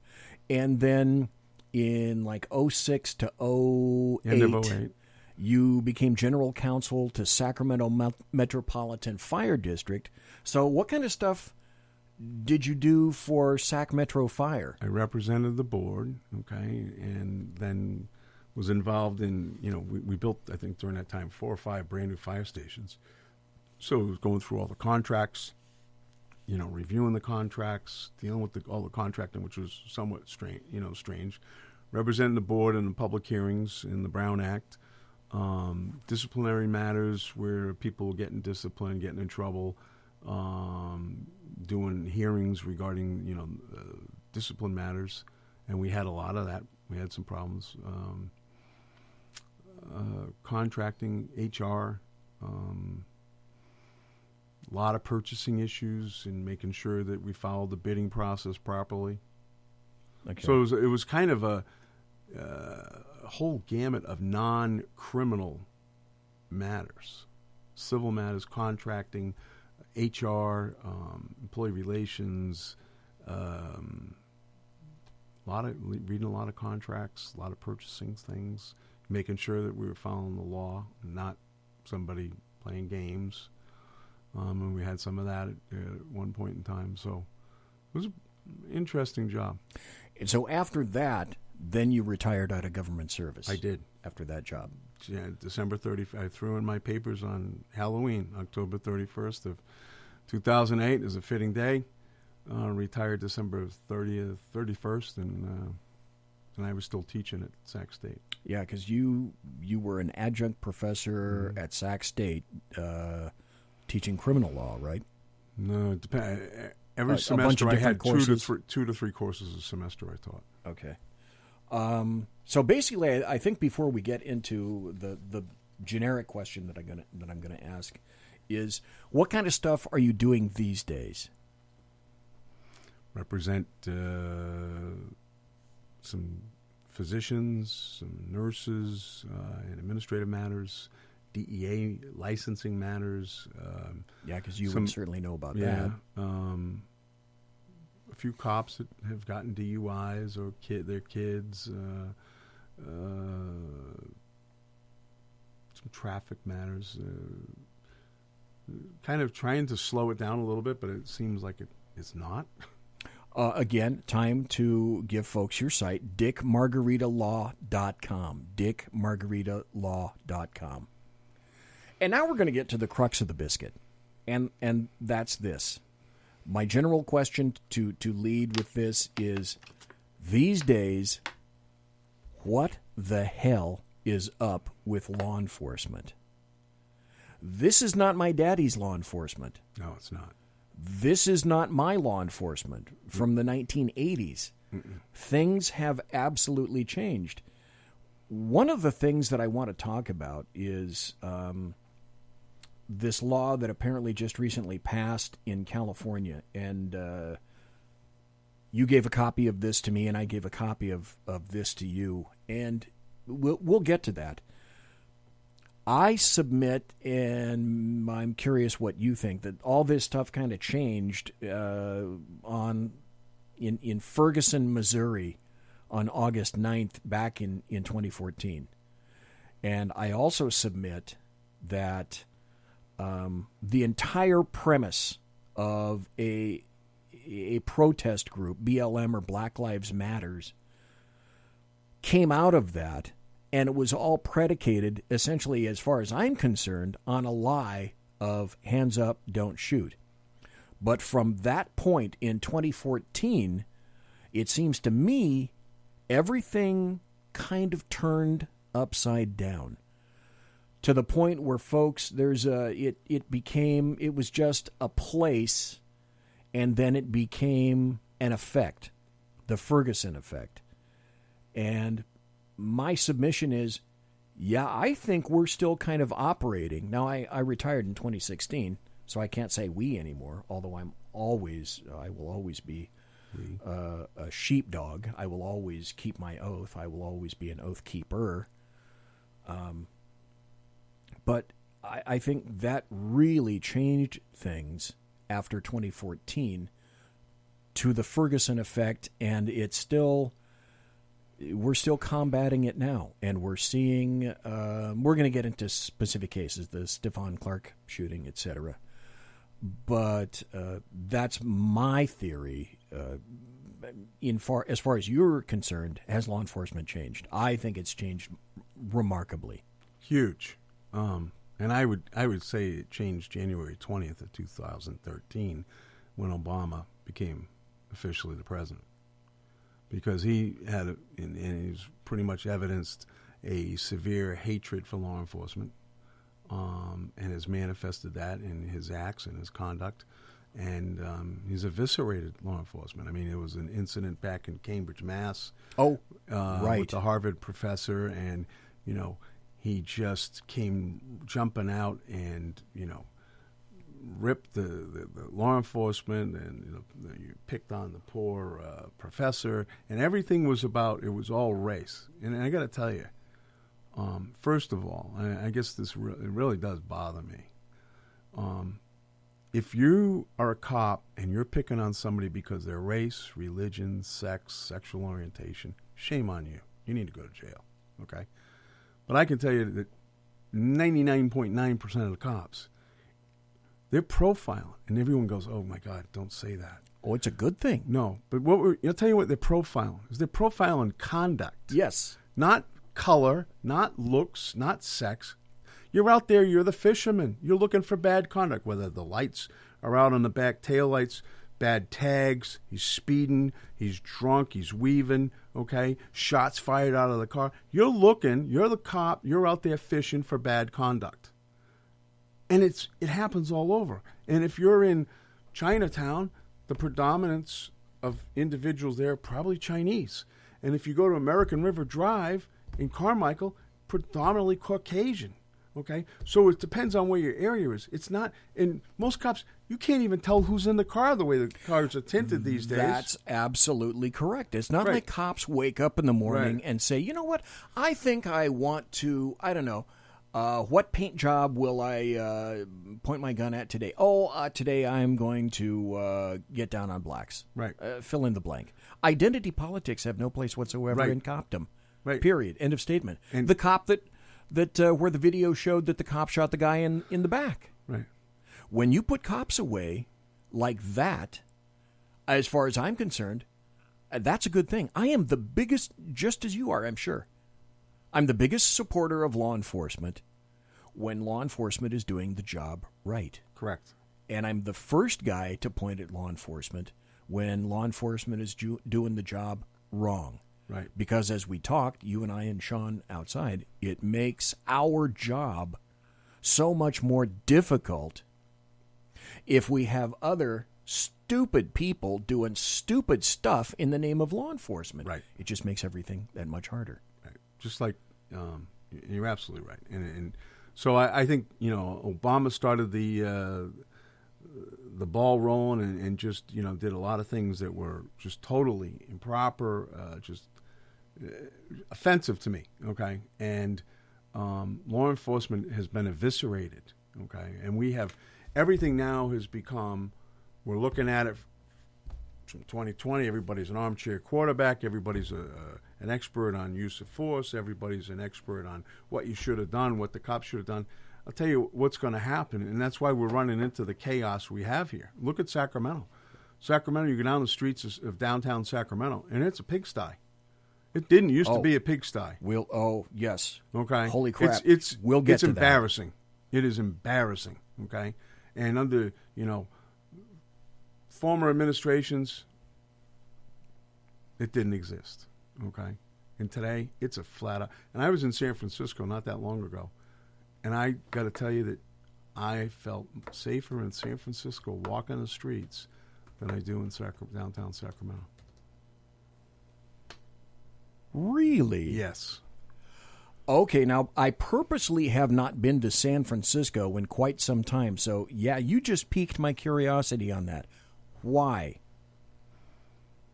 You have, I walked about 7 miles in San Francisco to the ballpark, where what they call it, Oracle Park now, and down Pier 39, and out to Ghirardelli's and back up. I mean, I saw a few homeless, and I know there's a problem, but nothing like you're going to see downtown Sacramento, and having people come out and jack you up downtown Sacramento, and you're concerned for your safety. And law enforcement is hamstrung in the city to not do anything proactively. Okay, let's see. Yeah, we got one more minute. I want to make this point, move on. Folks, we're talking to Dick Margarita, who is a former FBI agent, DEA agent, former assistant district attorney for the county of Sacramento. When we get back, I want to go into the Stephon Clark shooting. And that is going to lead into the politics that you were referring to earlier. And it's also going to lead into control by what I consider to be leftists on here and on my blog and whatnot. I call them the LDAM together. I call them leftists, Democrats, and American media maggots. And the American media maggots are the worst. The alleged journalists, because there's only a handful of journalists left. But when we come back, I want to talk about, again, continuing a little bit about law enforcement in general, but now start to focus on California. Because, folks, as Sean said, California is a petri dish, and California is an infectious disease. And if you don't think that it's coming to your state, and if you don't think that it's coming for you, and if you think that somehow you're exempt or somehow sacrosanct or inviolate from all the crazy, stupid shit that happens here, I'm sorry, you'd be wrong. This is BZ, I'm the bloviating Zeppelin, live and direct right here on the SHR Media Network. We'll be back talking to Dick Margarita after this. Conservative media done right. You're listening to the SHR Media Network. Hey, this is Michael Wright. And I'm Shannon Wright. Join us for The Right Way with Shannon and Mike, Monday through Thursday from 7 to 9 a.m. right here on SHR Media. Why are they joining us? For fun things like sports, politics. Oh, maybe some news and entertainment? And all kinds of other things. Money and recipes and events, all kinds of stuff. Yeah, so join us Monday through Thursday, 7 to 9 a.m. here on SHRmedia.com.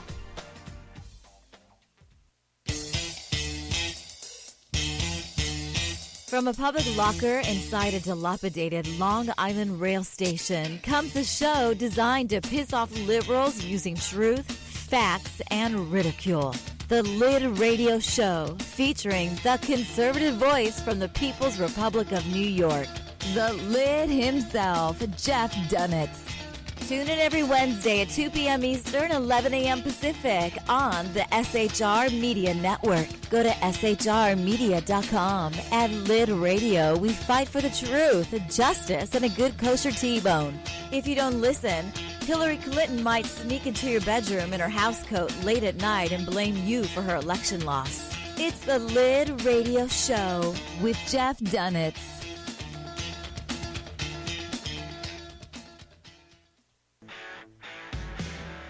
Hey girls, Carry Girl Gear is here. More and more women every day are concealed carrying, participating in competitive shooting, and getting firearms training. It's not a boys' club anymore, and we don't have to shop in their stores anymore either. Finally, a cool and unique clothing line just for women. Dope tees and hats for the patriotic, concealed carry, and 2A girl. So what are you waiting for? Go check out carrygirlgear.com today. It's your business diva here, Melanie Collette. I am inviting you to a front row seat as I discuss some of the most intriguing details of wealth and finance with today's movers and shakers in the world of business. Listen in and discover financial truths on a global, domestic, and household scale. Uncover topics that will impact your wallet today and in the future. Money Talk with Melanie airs Monday through Friday, 5 p.m. East, 2 p.m. West, right here on SHR Media and High Plains Pundit Talk Radio. You can't afford to miss it.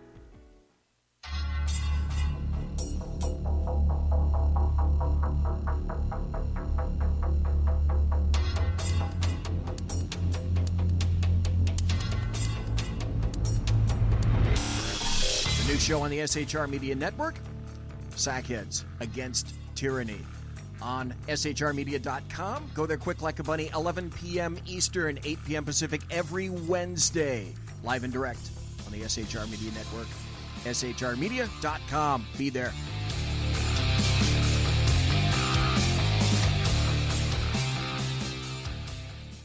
For 50 years, I've seen the American people blinded by corrupt politicians, a lapdog media, and deceptive Islam. The one thing the elites fear is one man with a cane. I'm Dave Milner. Join me through Spreaker, iTunes, and SoundCloud, through SHR Media and the Western Free Radio Network, for half a century of experienced perspective on political and social issues, weekly on The Unpleasant Blind Guy. And catch me on Jeff Mitchell's EDL Radio on blogtalkradio.com. There's no surrender, ever. Because truth is not always pleasant. Broadcasting behind enemy lines in occupied California, a mere 2 miles from the state capitol, the bloviating Zeppelin's Berserk Bobcat Saloon radio show can be heard every Tuesday and Thursday night at 8 p.m. Pacific and 11 p.m. Eastern, only on the SHR Media Network. Go to shrmedia.com to listen. You can also watch on the SHR Media Facebook page and the SHR Media YouTube channel. No goldfish were abused in the making of this ad. Conservative media done right. You're listening to the SHR Media Network. Ladies and gentlemen, boys and girls, children of all ages, we are back.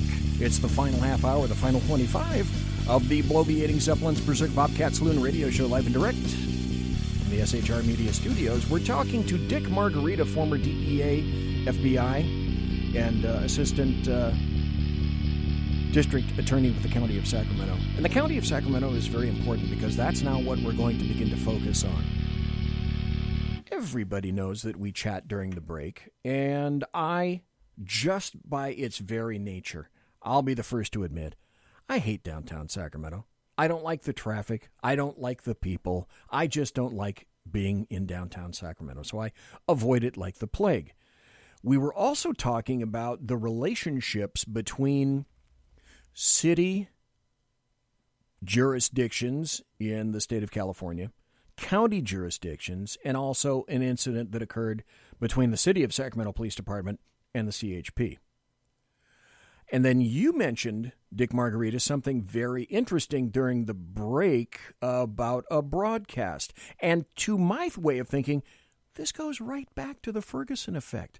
So what is it that you heard? I heard City Dispatch come out over the air the other night. I think it was last night or the night before, and said there'll be no proactive policing. No proactive policing.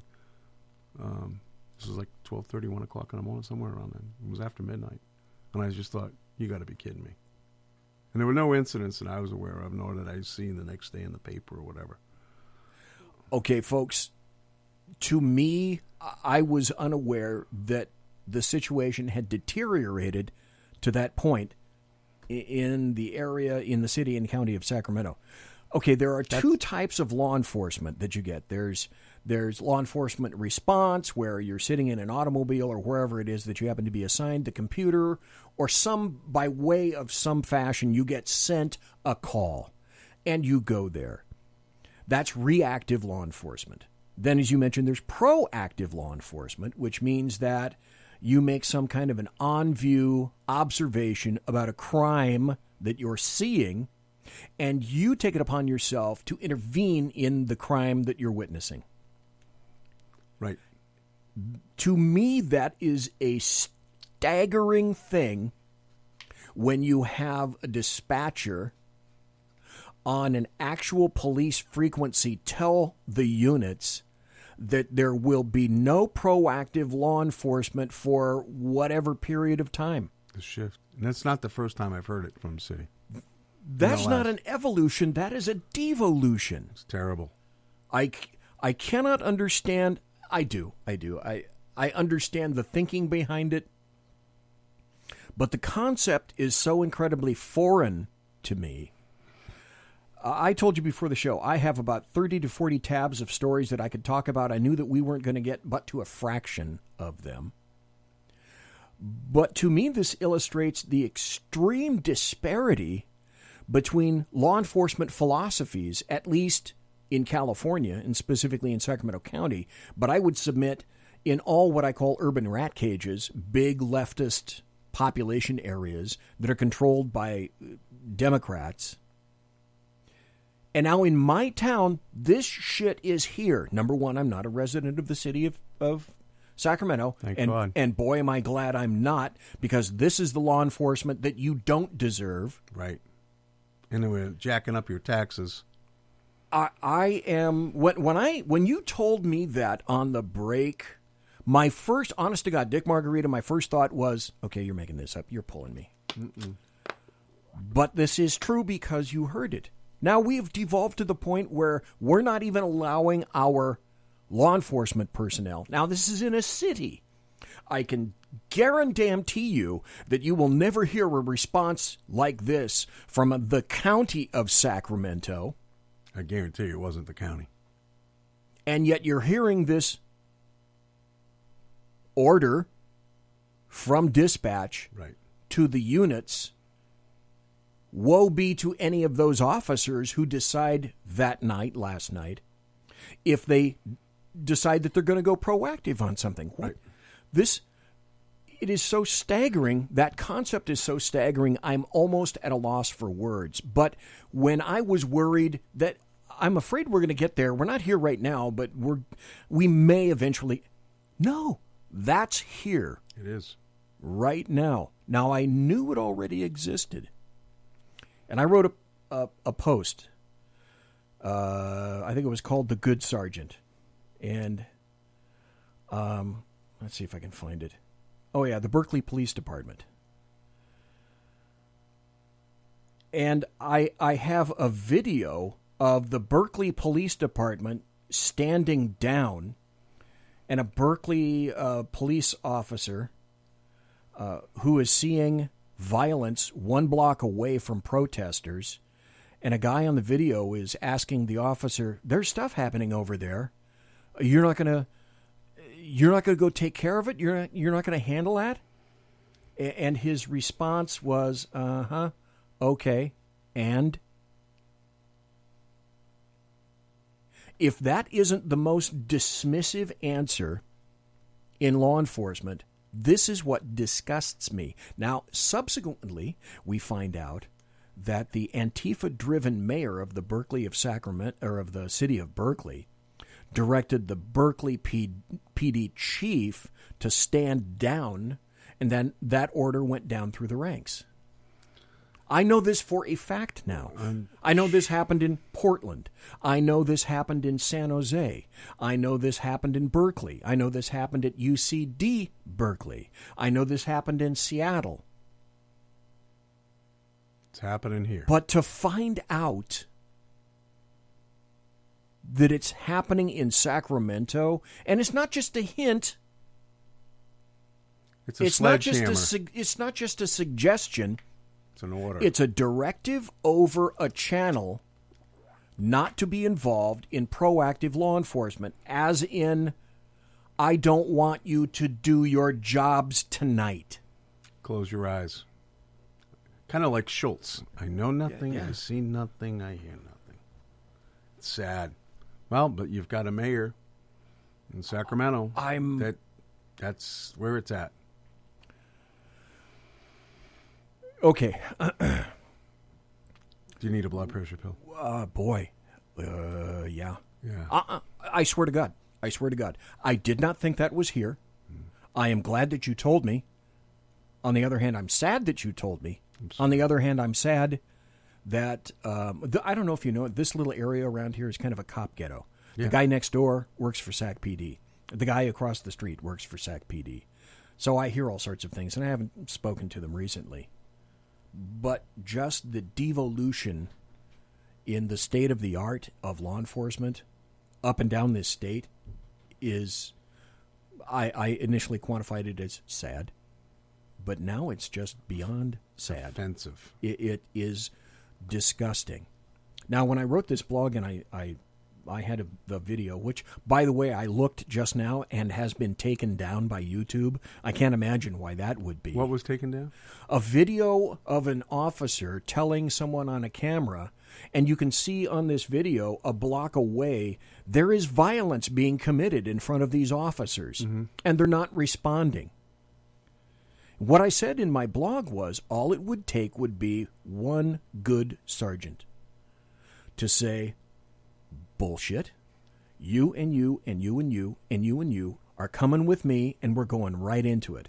Now, if you have a split that occurs like that, guaranteed the rest of the officers that are around there, because somebody made a decision, they're going to follow them all the way in.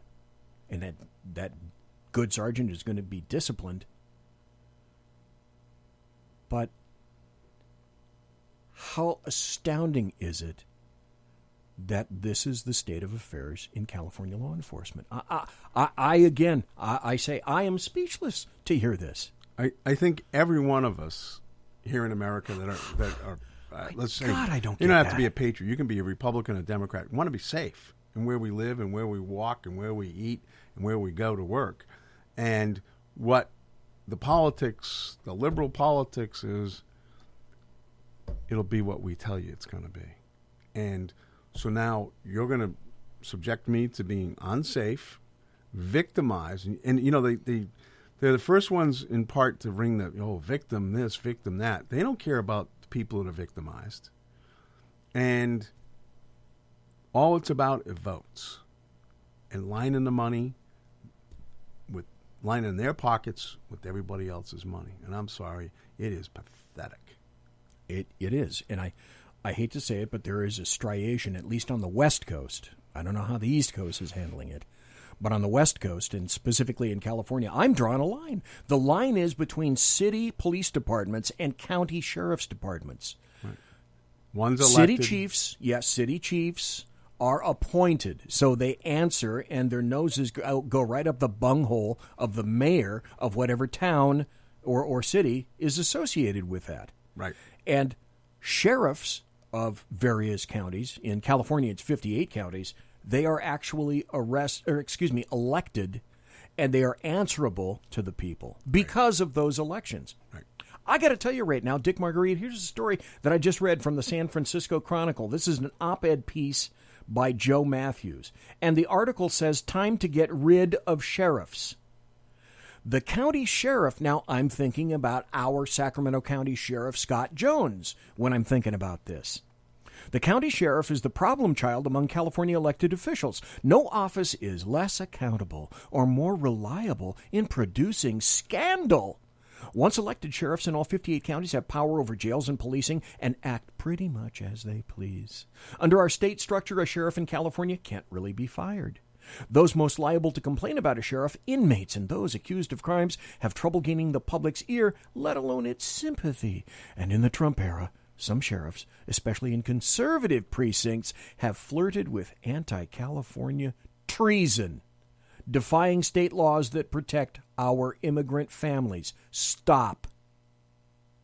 What an unmitigated load of bullshit. Total bullshit. But this is where law enforcement in California, in my opinion, is going. We had the Stephon Clark shooting. Right. We had the district attorney. Let me go see. Anne-Marie Schubert. Anne-Marie Schubert. Let me see if I've got some of these facts straight. Because there's a new law that just got passed in California. So the Stephon Clark shooting was about a year ago. And there were two officers in the Sacramento Police Department who this time were doing their job. And I'm sorry that I say that. I feel bad for doing that. But essentially, they get a call, go to a situation, believe a man who turns out has serious mental issues and has had a mental history for quite some time, and he is shot and killed. One of the reasons that he got to where he's gotten is because he is absolutely non-compliant. Following the Stephon Clark shooting, there was a bit of a protest. As a matter of fact, it went right down the street, not far from the studio here, when that occurred. And now, as a result, AB 392 has come out. You were talking to me at the break about Tennessee versus Garner. And Tennessee versus Garner was basically the predicating case regarding deadly force upon which essentially all other case law regarding the application of deadly force is based. So can you tell us a little bit about, and that is a nationwide law. That is not a local law. That is a national law, Tennessee versus Garner. U.S. Supreme Court law. Yes. Right, so it applies here. And there's two tenets. One is dealing with deadly force, because they say it is a seizure. And when you can use, an officer can use deadly force when somebody presents a threat of imminent harm of death or great bodily injury to the officer or himself, or to prevent escape when the officer has probable cause to believe. Yes. Okay, and they note that probable cause to believe that the individual has committed a crime, and his flight is such that it's going to create an unjustifiably high risk of harm to the officer or others. And I'll give you kind of the example of this, and I'll go back to right around the time this occurred. Okay. Okay. If you go out to, it used to be Metro Airport back in the day, right? And now it's International Airport. But there was a Shell station out there in the parking lot across from the American Airlines terminal, and there was a Shell station in the short-term parking lot. And the marshals had picked up a guy, and they were transporting him. They had a van. It was coming from San Francisco. It wasn't the local guys here. And there was a bad guy that was going away for, let's say, life, and robbery, kidnapping, all sorts of violent crimes, okay? And he tells the deputies that he has to go to the bathroom really bad, and or else he's going to, go all over himself. So young, brand new deputy, handcuffs him and unshackles him so he can go to the bathroom.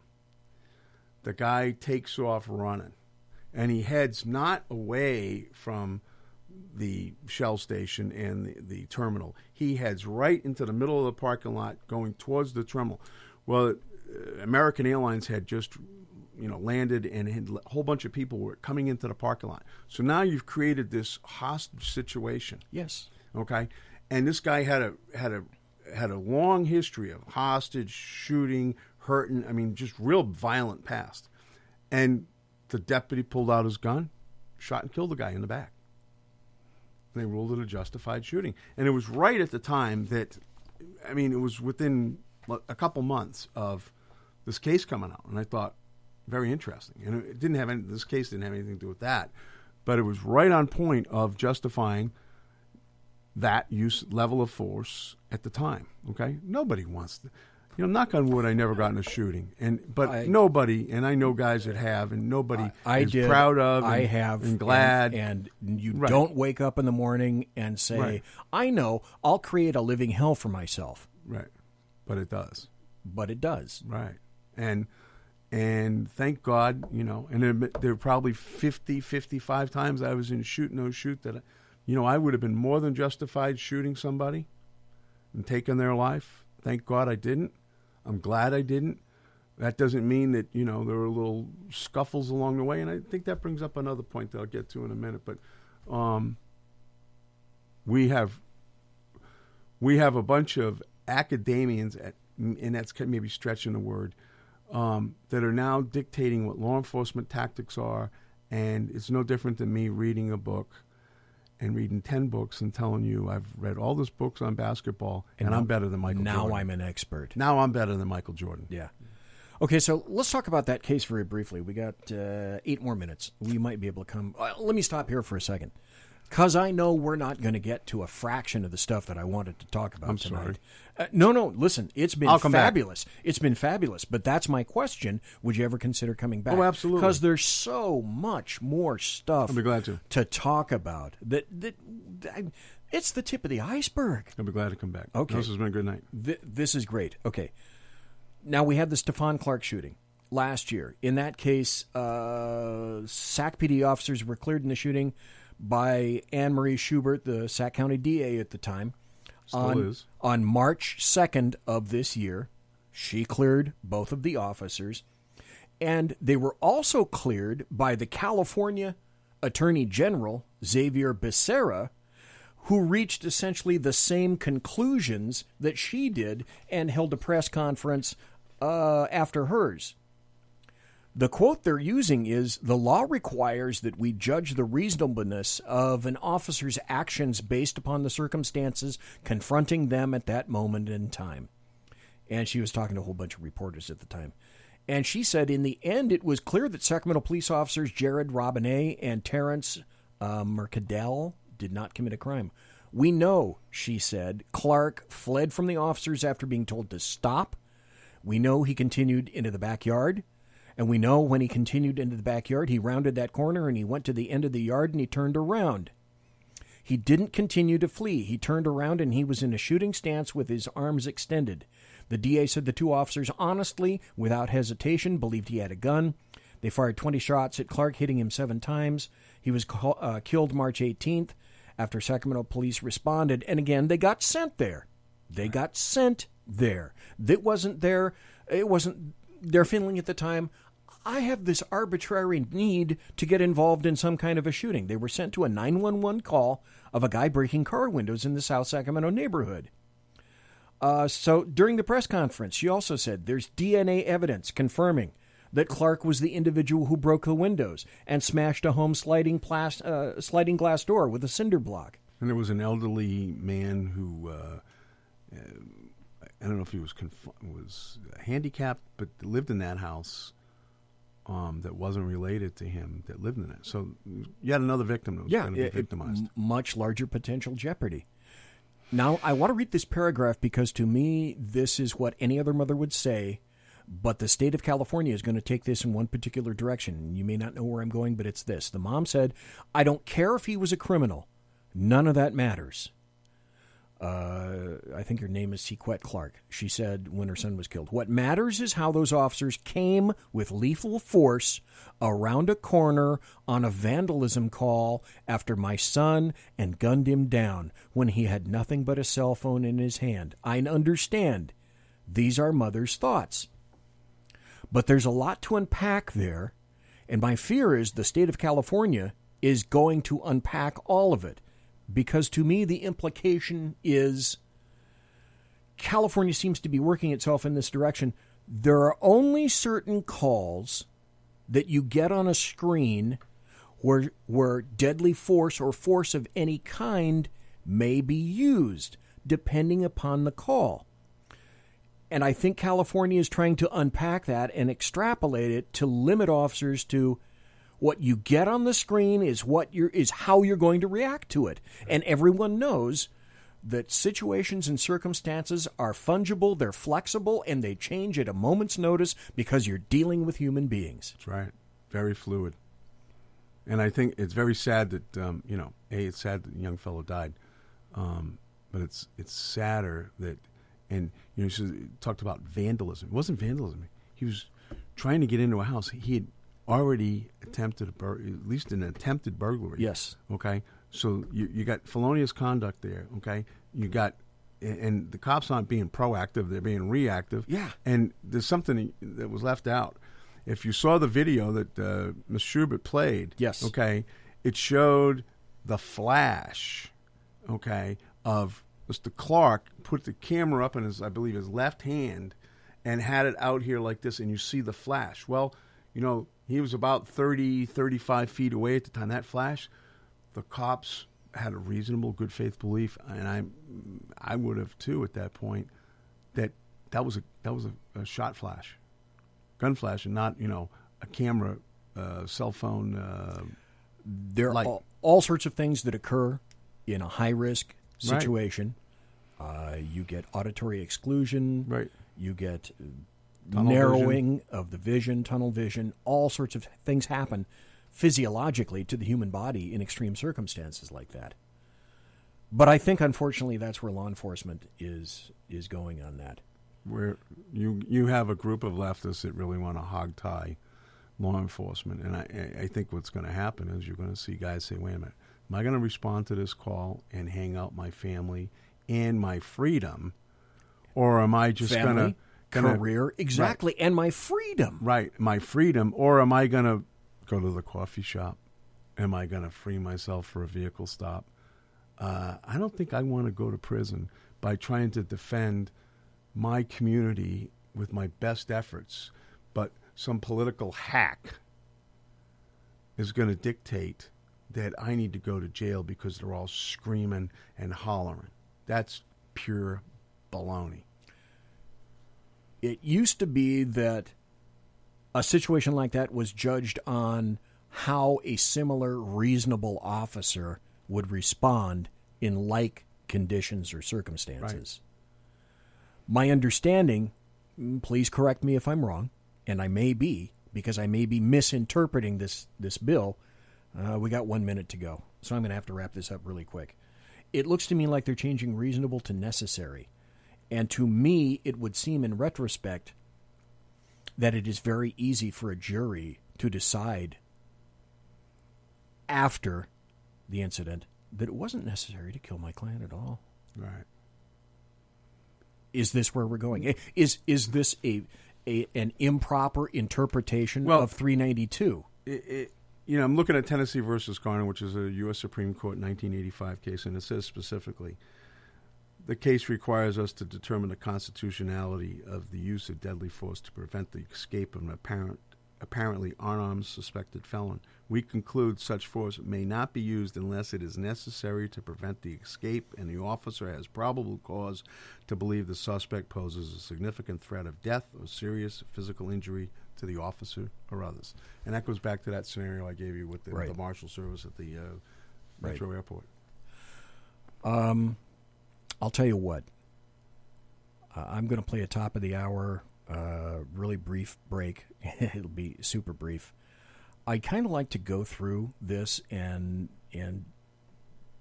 extrapolate a little bit more about that AB 392 case, because what occurs here is going to occur, and like I say, California is a petri jar of nuttiness, and I compare it to an infectious disease. It's coming to an index case or a victim near you.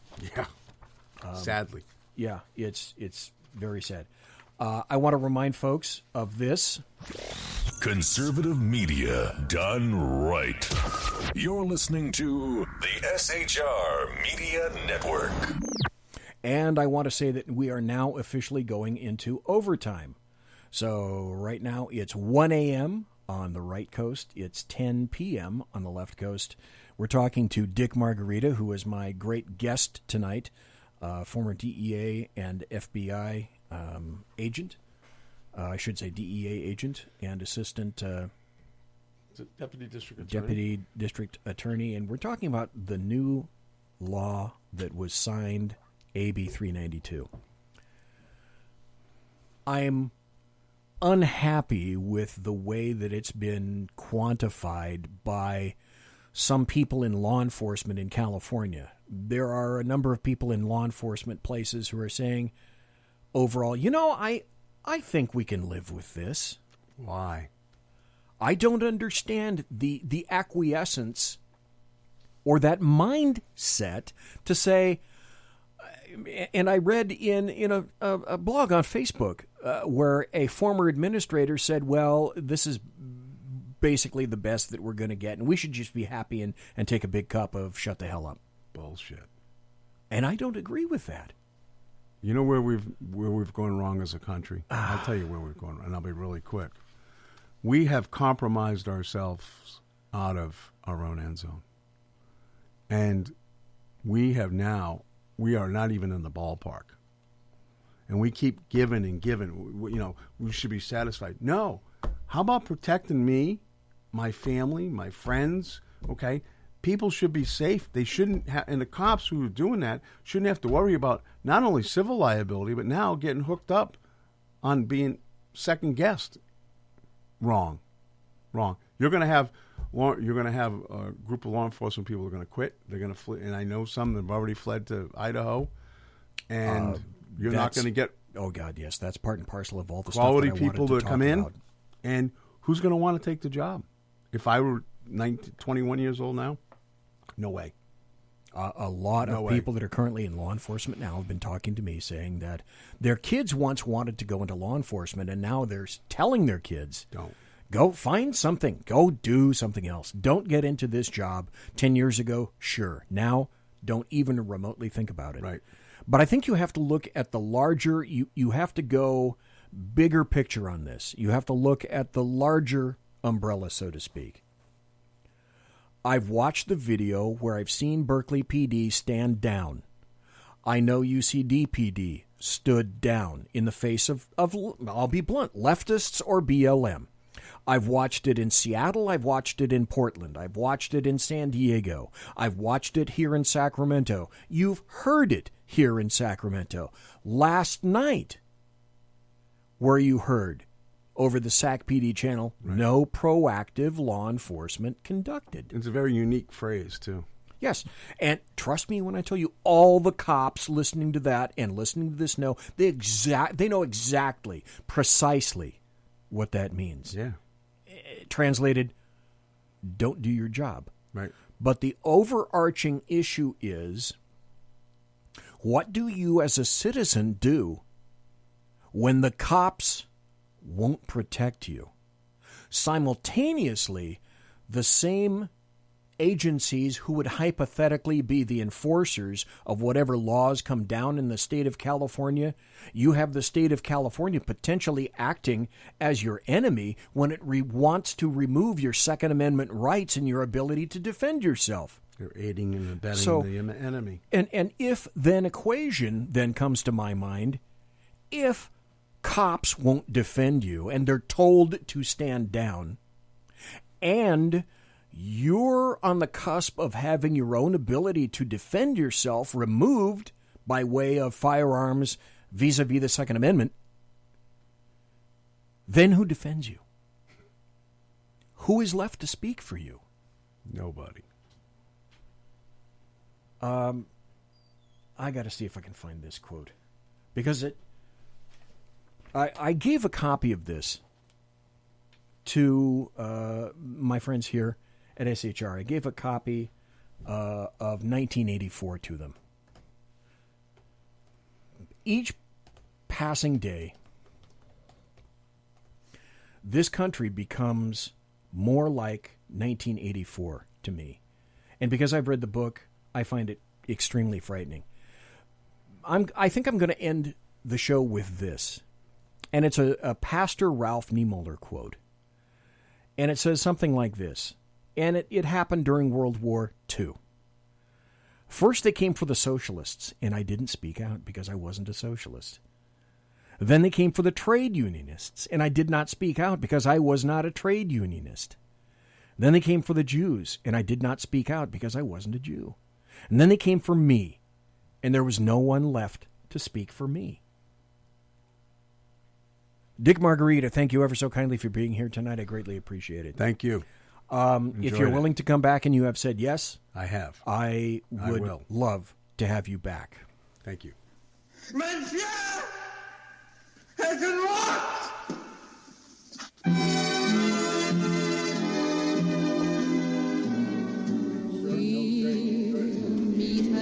Ladies and gentlemen, boys and girls, children of all ages, thanks for listening to the Bloviating Zeppelin's Berserk Bobcat Saloon radio show, live and direct right here at the SHR Media Network.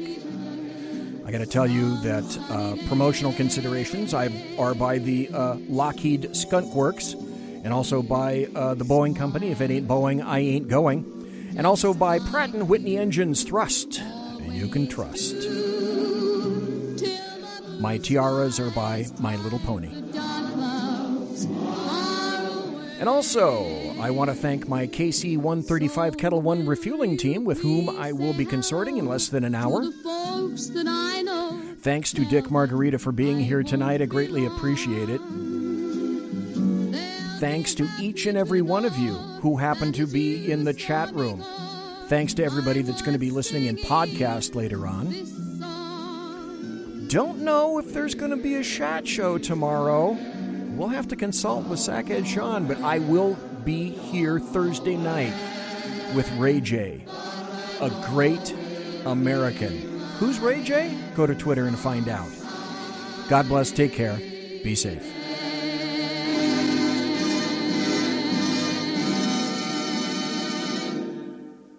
Everybody quiet down now and get some sleep. Night, everybody.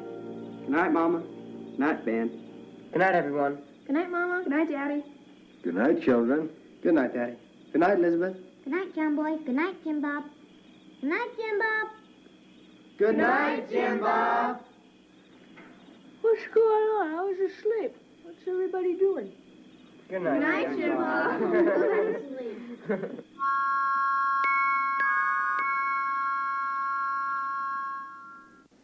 Good night, and good luck.